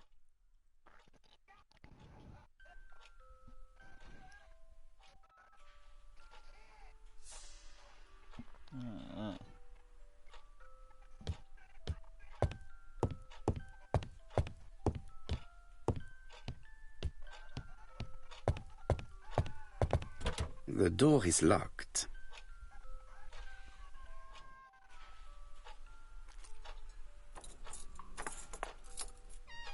This unit contains the medical records for Sir Carmichael Clark's patients. Let us study them closely and see if there are any familiar names. No dust on the records from A to D. They've been handled recently. No known names. Disappointing. Lots of dust. The records from E to Z have not been touched for years. No known names. Disappointing. I am going to eat my...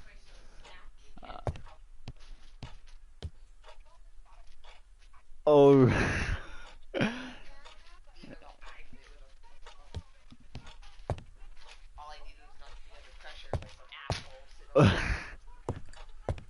I'm okay. Oh my God, it was not.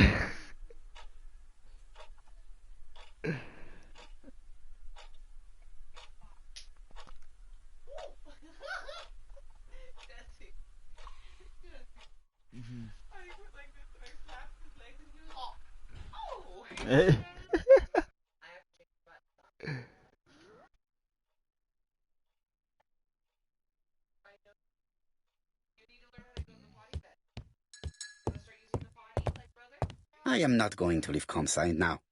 I still have some things to do. I do?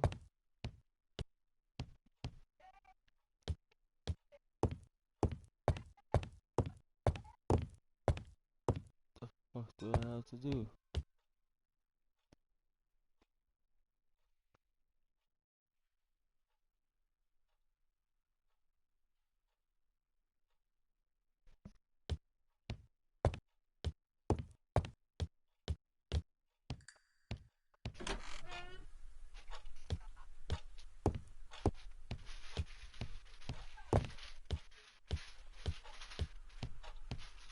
Let's go out here finally. Ah, yeah. There it is. There it is. Where is the horrible smell of carrion coming from?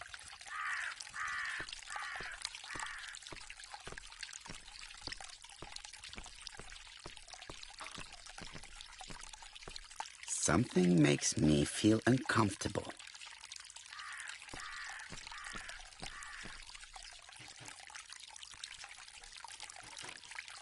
Tut-tut.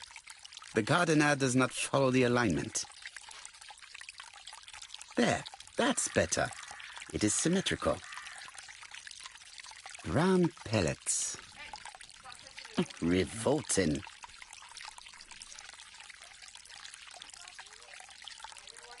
There, that's better. It is symmetrical.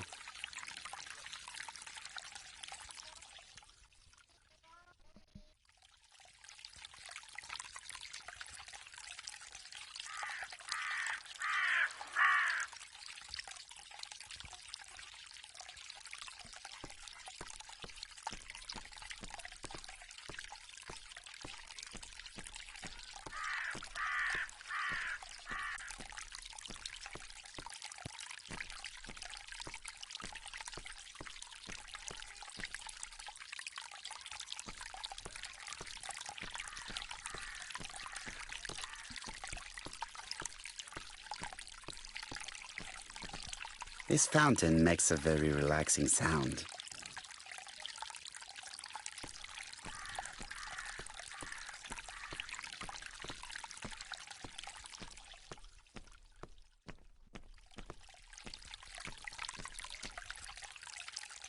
It was probably the gardener who lit this fire. Look here. I wonder if someone wanted to get rid of these papers. This object would probably be useful to me. Let us now try and get our brain cells to work.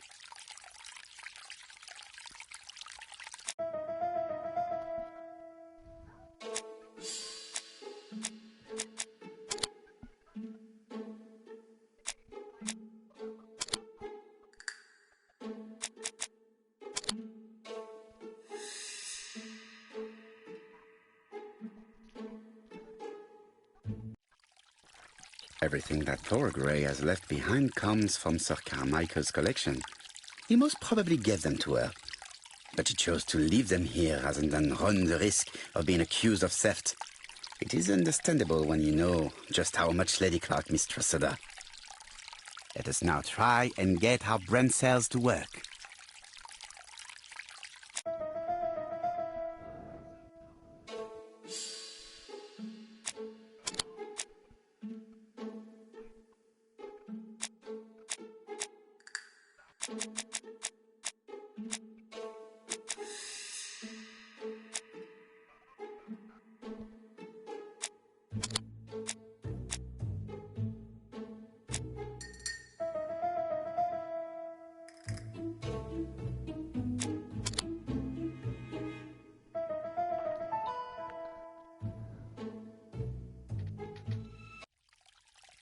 Thora Grey had no reason to kill someone who only had a few months left to live.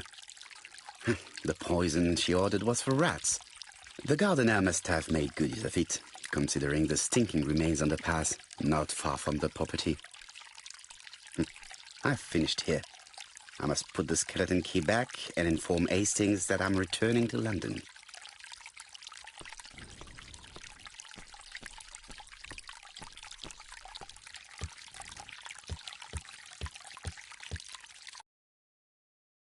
Oh no. Oh yeah.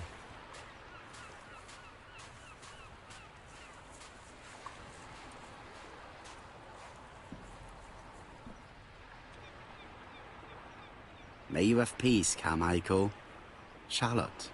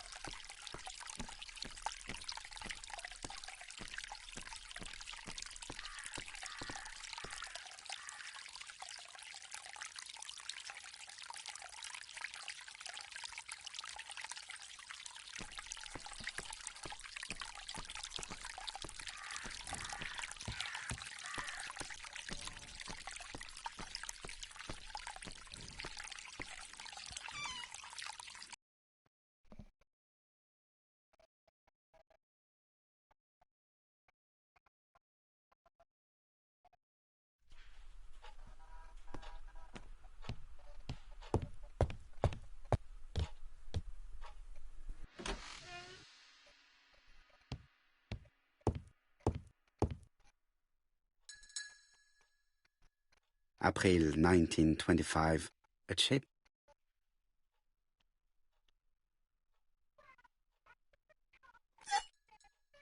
Perfect. Nothing else is keeping me here.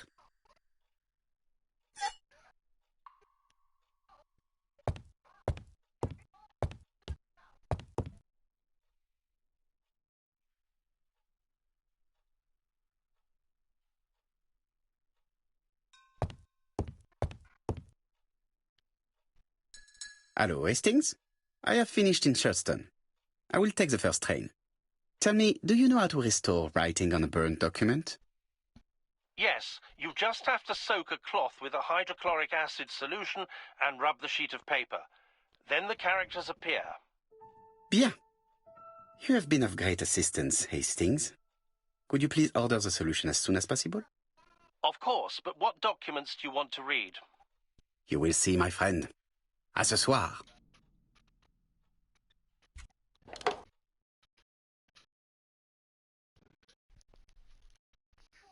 Man, this level's a long ass one. Donald Fraser is here. Yeah, this took He as insisted long on as waiting AD. to see you.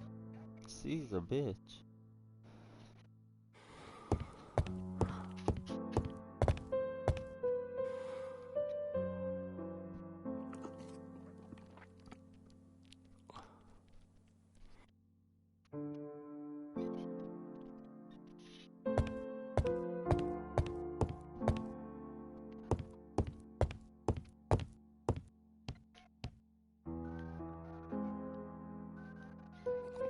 This man is tired.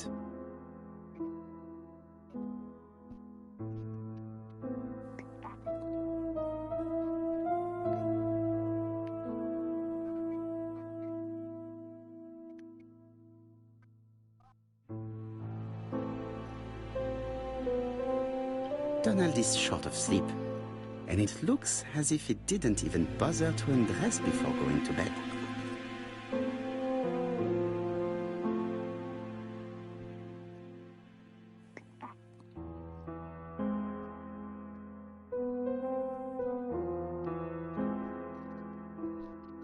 Mr. Poirot, I don't know why I'm here.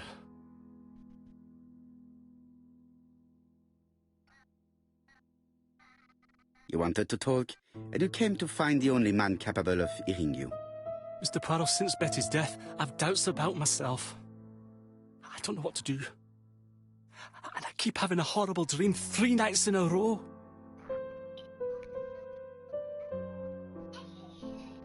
Have a drink, and tell me about this dream.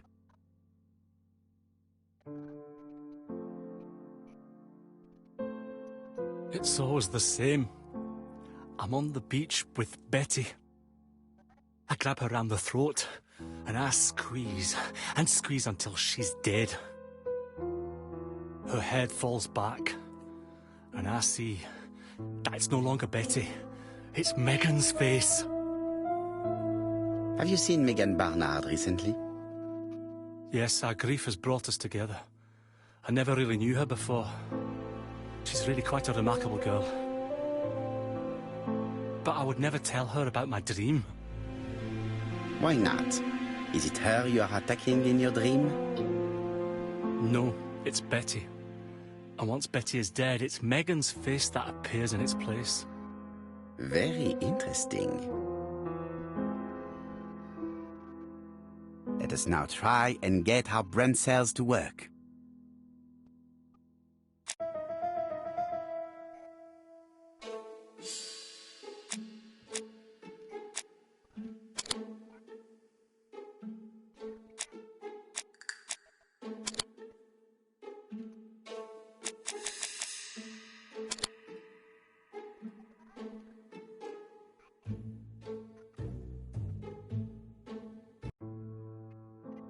Mr. Fraser, I think that the real meaning of this dream is that you are in love with Megan Barnard. Please go on. Do. This dream certainly betrays your guilt. Oh. But what do you feel guilty about? Having killed your fiancée? Possible. Or forgetting her very quickly for her sister? Certainly. And this forgetting is perceived as a second death. So you don't really think I was the one who killed Betty? I do not exclude this theory. I am simply saying that I do not need to know that fact to explain your dream and your guilt.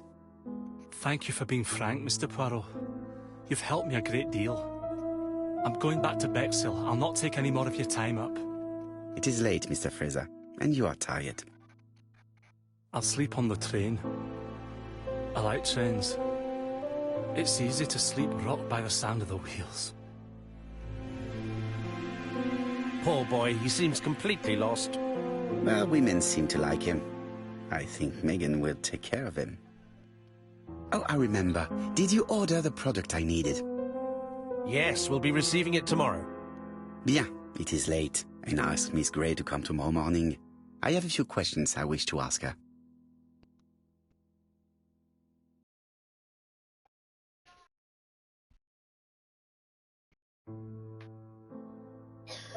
Mademoiselle, I asked you here in order to answer a very important question.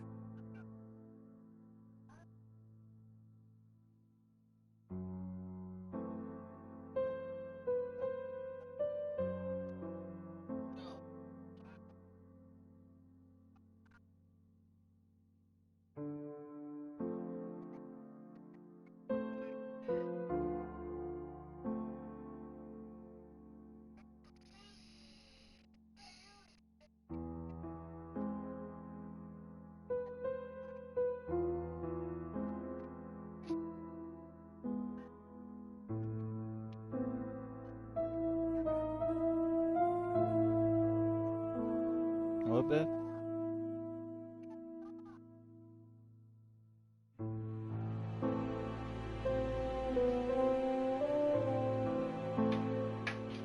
Am I right in thinking you said that you did not speak to anyone on the day Sir Carmichael was murdered? It's the absolute truth. Yet, Lady Clark Come on, Ma. maintained that she saw you talking to a stranger on the front doorstep. Really? She must have been mistaken. Oh, I remember now. I'd Yep, forgotten that all time. about it, but it wasn't important. It was love you. just a salesman. I love you, Bubba. One of those traders who sell stockings from door to door. Can you describe him to me? Medium size, glasses, dark suit, and a felt hat. Not the sort of man you notice. Completely harmless. That's why I forgot all about him. Nothing else? He was very hesitant and shy. Usually door-to-door salesmen are very confident, but he wasn't.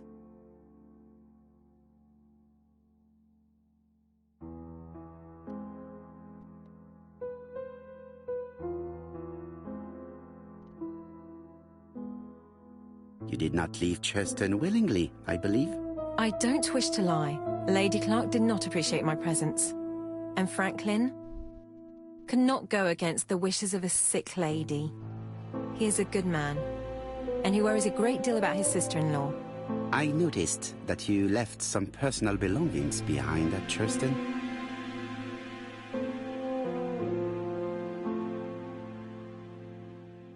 It was too risky for you to keep these objects, am I correct? Risky? What was the risk?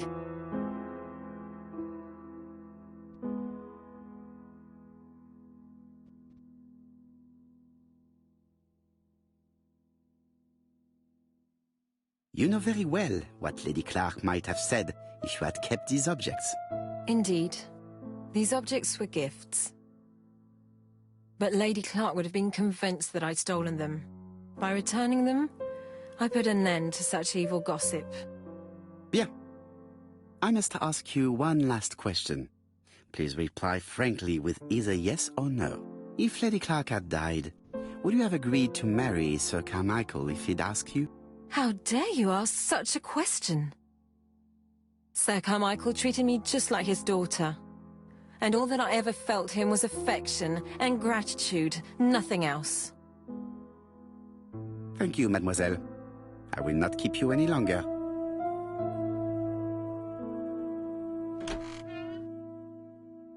I met Thora Grey on the stairs. Her cheeks were ablaze, and she appeared to be deeply hurt.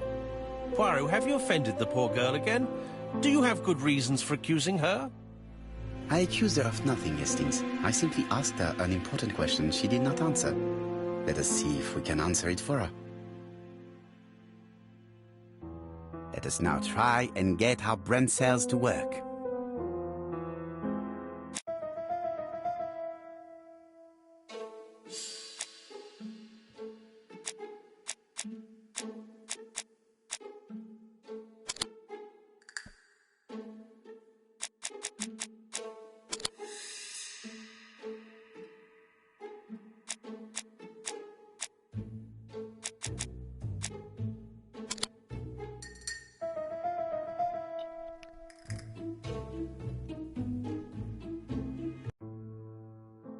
You must know how to read between the lines, Hastings.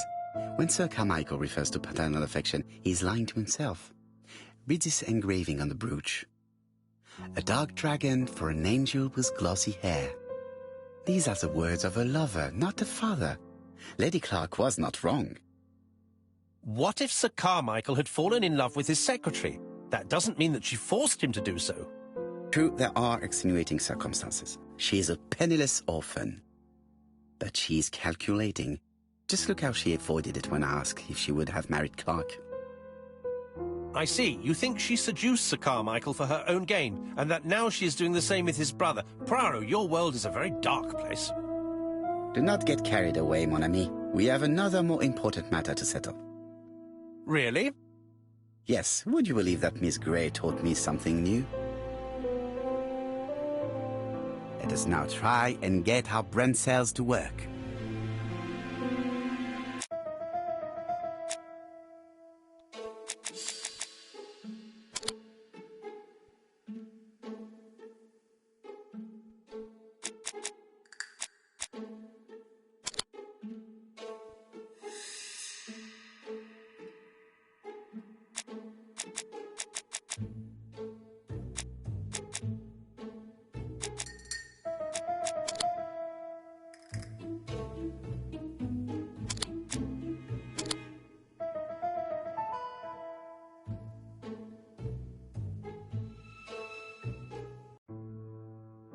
It's perfectly clear, Hastings, perfectly clear.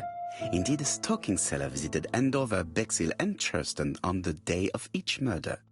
We have our suspect. This should be of interest, Job.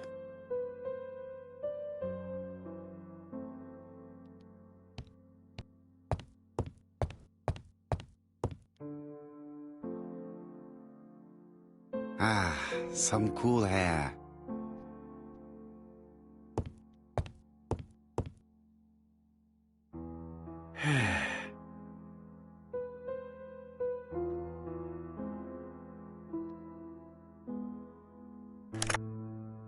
Chief Inspector, we are looking for a stocking salesman. I see you have a suspect. Yes. Contact all the stocking wholesalers who may employ him. Your suspect is a salesman? No, he does not take orders. He sells door to door. Right. The hunt is on. Yeah, I think that's that chapter. Yeah. Wait, there's D? There's a letter D? I thought there was only C. ABC, nigga. You didn't say ABCD murders. Are you leaving, Mr. Cust? Yes, I'm going to Cheltenham. You shouldn't travel today. You don't look very well. I have to. I have engagements. I must respect them.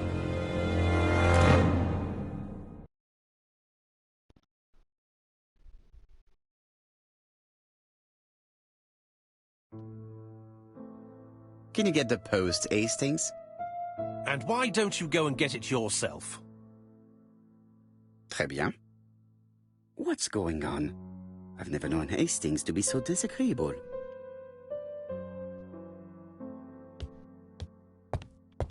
We'll read the letter and then we're gonna end the stream there for this. Ah, some cool hair.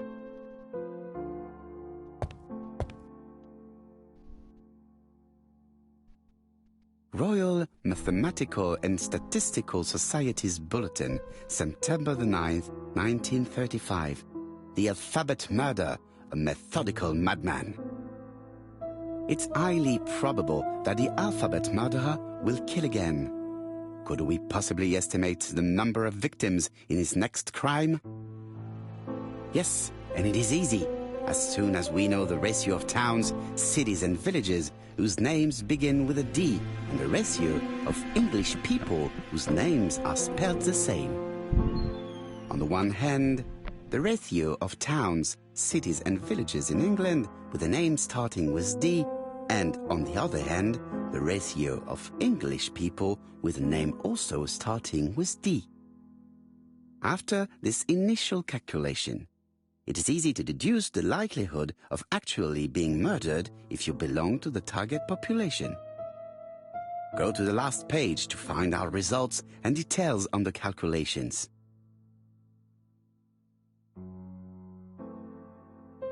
Daily Blag, August 31, 1935. Moustache at half-mast. Poirot's repeated failure in ABC case. Sometimes small things trouble great men. Hastings, faithful corroborator of the Belgian detective, knows something about it. 3 mornings in a row, he confided to us, the cook broke the egg yolks when preparing Poirot's breakfast.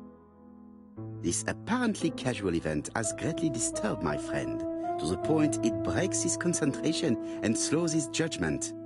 I also noticed his mustache, of which he is so proud, being duller than usual. Poirot, I assure you I haven't said any such thing to the journalists. They twist everything.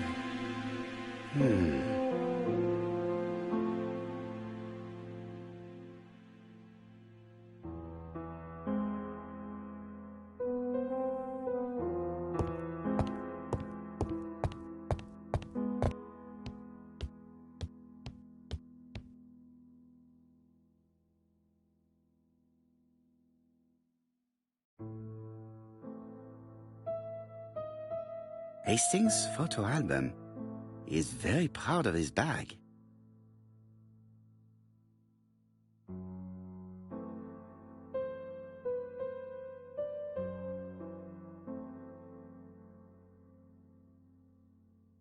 Churston, Devon.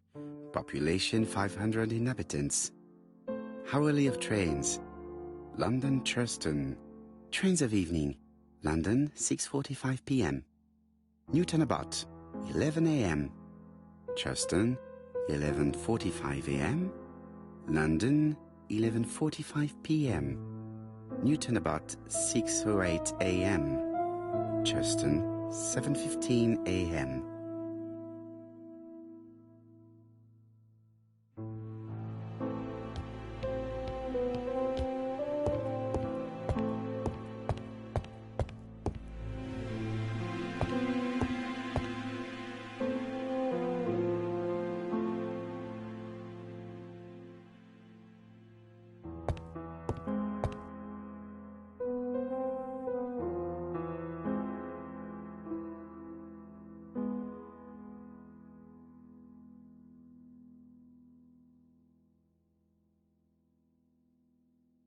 Poor Mr. Poirot. I'm quite sorry for you. If at first you don't succeed, try again. We've a long way to go still. Typery? No, that comes later. Letter T. The next little incident will take place in Doncaster on September 11th. So long. ABC. I should compare this letter with the one on my desk which I received earlier to see if it does indeed come from the same person.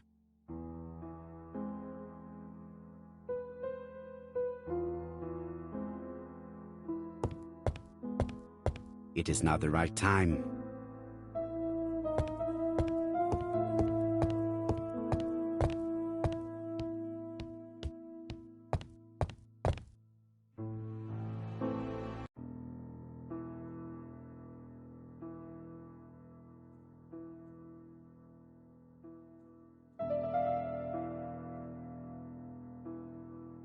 Let us examine this more closely. Certain characters in the toilet. Yes, this. Yes, the I character. I have to find. Yes, the. That's right, the A. I have to find some other similar defects to confirm my theory. The W. Of course. My theory was right. Hastings, he strikes tomorrow. Chief Inspector Japp? He's on another line. Can I take a message? Yes, please, mademoiselle. It is from Hercule Poirot. Tell him ABC strikes tomorrow in Doncaster. He must call me back. Very well, sir. Bien, now I'm going to see what I can find from these burnt documents. I've received the product I need. Hastings, if you do not mind, I would like you to take a few notes. Yes, yes.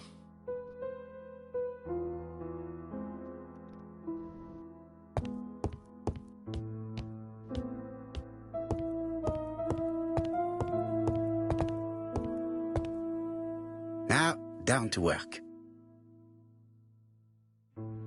What of this needs putting in order a little?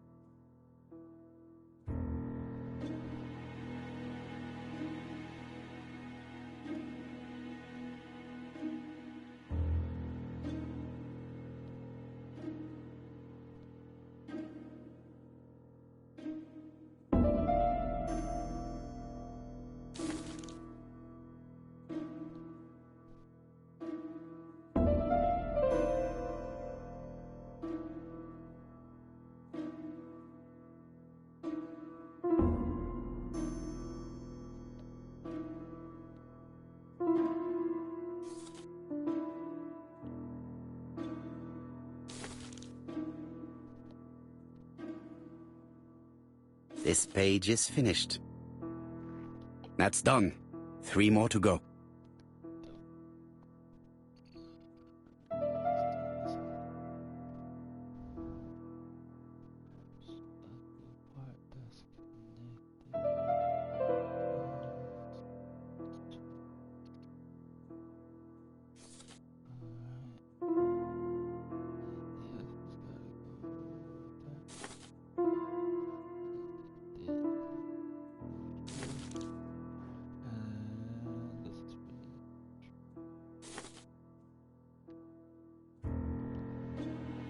This page is finished. And that's 2 done. It's easier than I thought.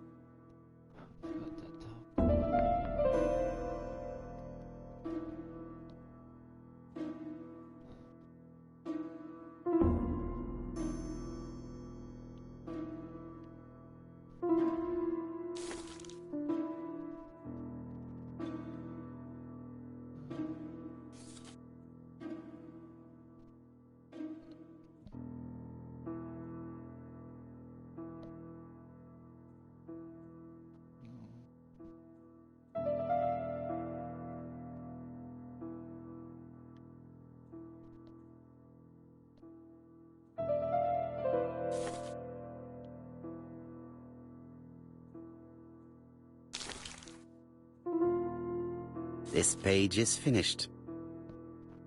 Only 1 more. Keep going. Let's go.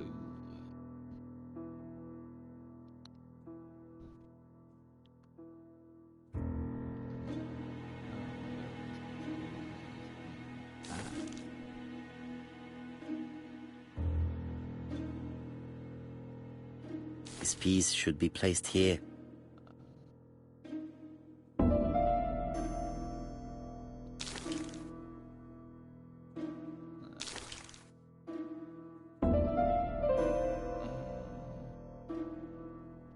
This page is finished. All the pages are reconstructed.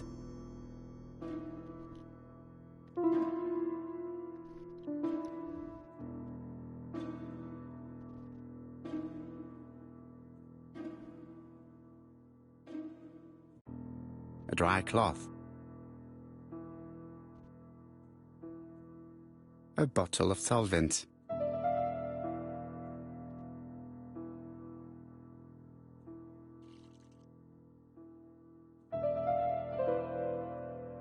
The cloth is now soaked with solvent.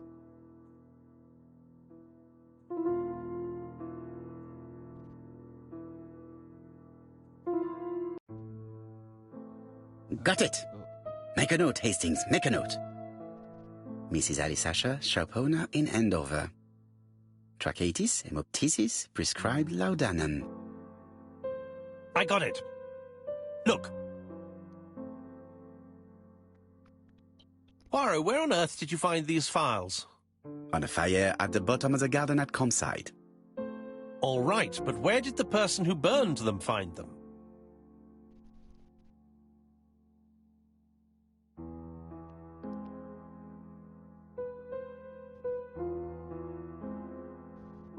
Alice Asher, shopkeeper in Andover. Tracheitis, hemoptysis, chronic cough with loss of blood. Prescribed laudanum-based cough medicine.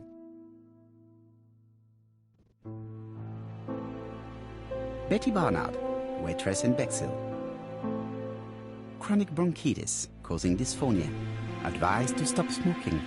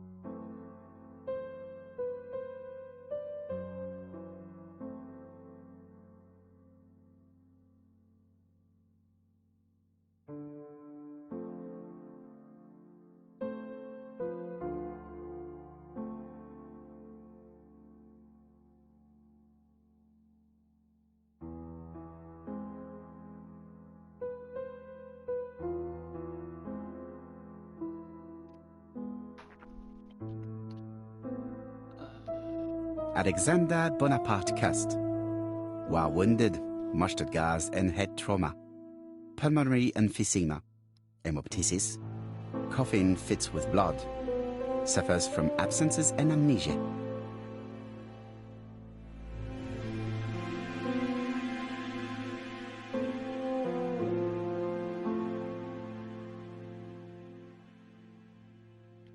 Dick Dudley Dunbar, owner of the Black Swan Hotel in Doncaster. Asthmatic, heart disease, heart condition.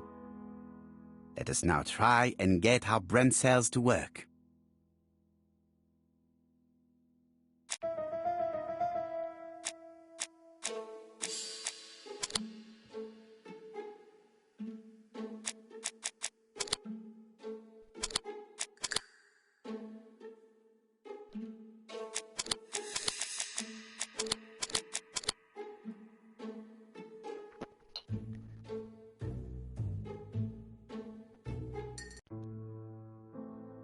The burned documents are medical records, and without a doubt they come from Clark's archives. First of all, because all the patients have throat conditions. And secondly, their name starts with either A, B, C or D, and it is precisely the files that match these letters that have been tampered with. But why burn these files? How come the names of the two victims appear on them? And who are the two other patients? These are very good questions.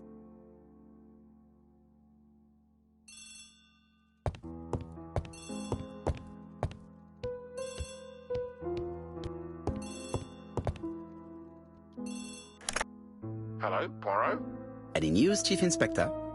You wanted a stocking seller? We have one. Reported by his landlady, who thought he was behaving suspiciously. He has the most unbelievable name.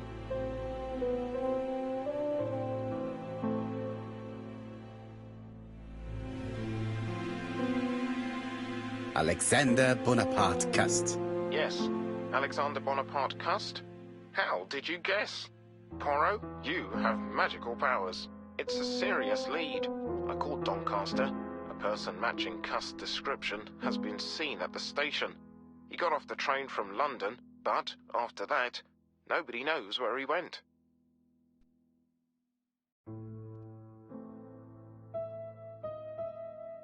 Look for him at the Black Swan Hotel. What? How do you know he's there? Trust me, Chief Inspector. You appear to be very sure of yourself. Very well. I'll call the Black Swan straight away. The owner is going to get a shock when he learns that there's a murderer under his roof. Chief Inspector, I would rather call myself. As you wish. Please go ahead. Hello, the Black Swan. Hercule Poirot here. May I speak to the owner? Speaking. Dick Dudley Dunbar. How can I help you? Is there Mr. Cust among your guests? He arrived today. Shall I call him for you?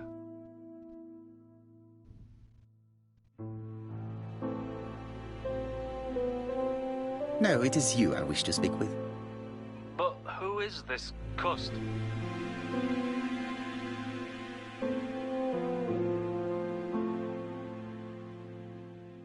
A crook. A crook? He seems such a decent chap. Do you think that Cust might be dangerous? Oh, I do hope you're wrong. He seems so harmless, you know. Oh, yes, completely harmless.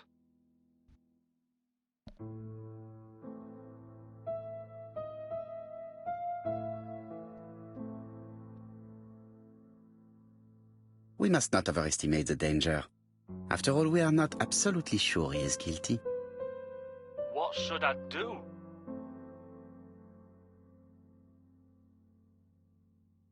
Watch him.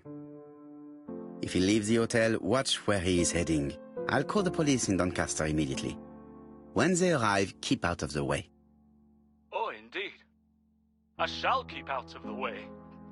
I have a bad heart, you see, and a big shot could kill me. Thank you for having warned me. Hello, Poirot. We have some good news. The police in Doncaster have caught our man at the Black Swan Hotel. They're sending him here by train.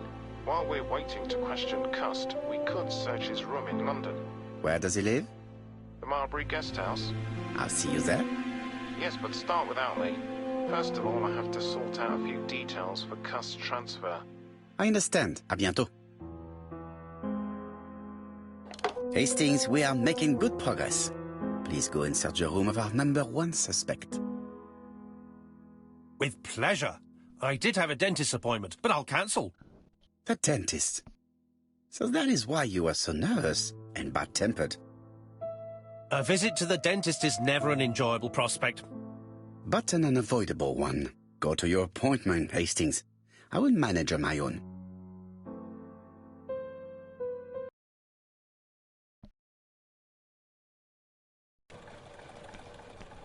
To Marbury Guest House, please.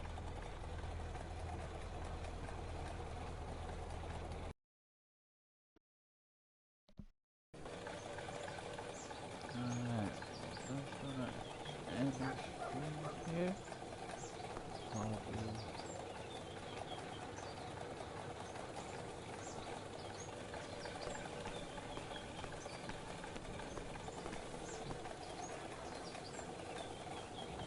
Marbury.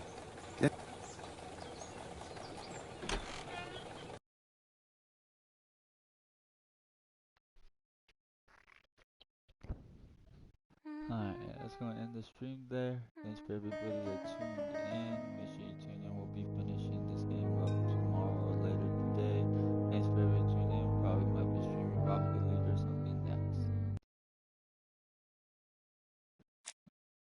I guess I can show these quick stats real quick to see what I'm. Will you give me a water break? Is there water by you? Thank you, baby. Damn, I'm 80% down, 1% down with the game, and I only have 396 Eagle points. Damn. I missed a lot of Eagle points somewhere. I missed mad Eagle points. I should have like 400 probably. And at 80% I should have like 450 Eagle points to probably get them all. Damn it.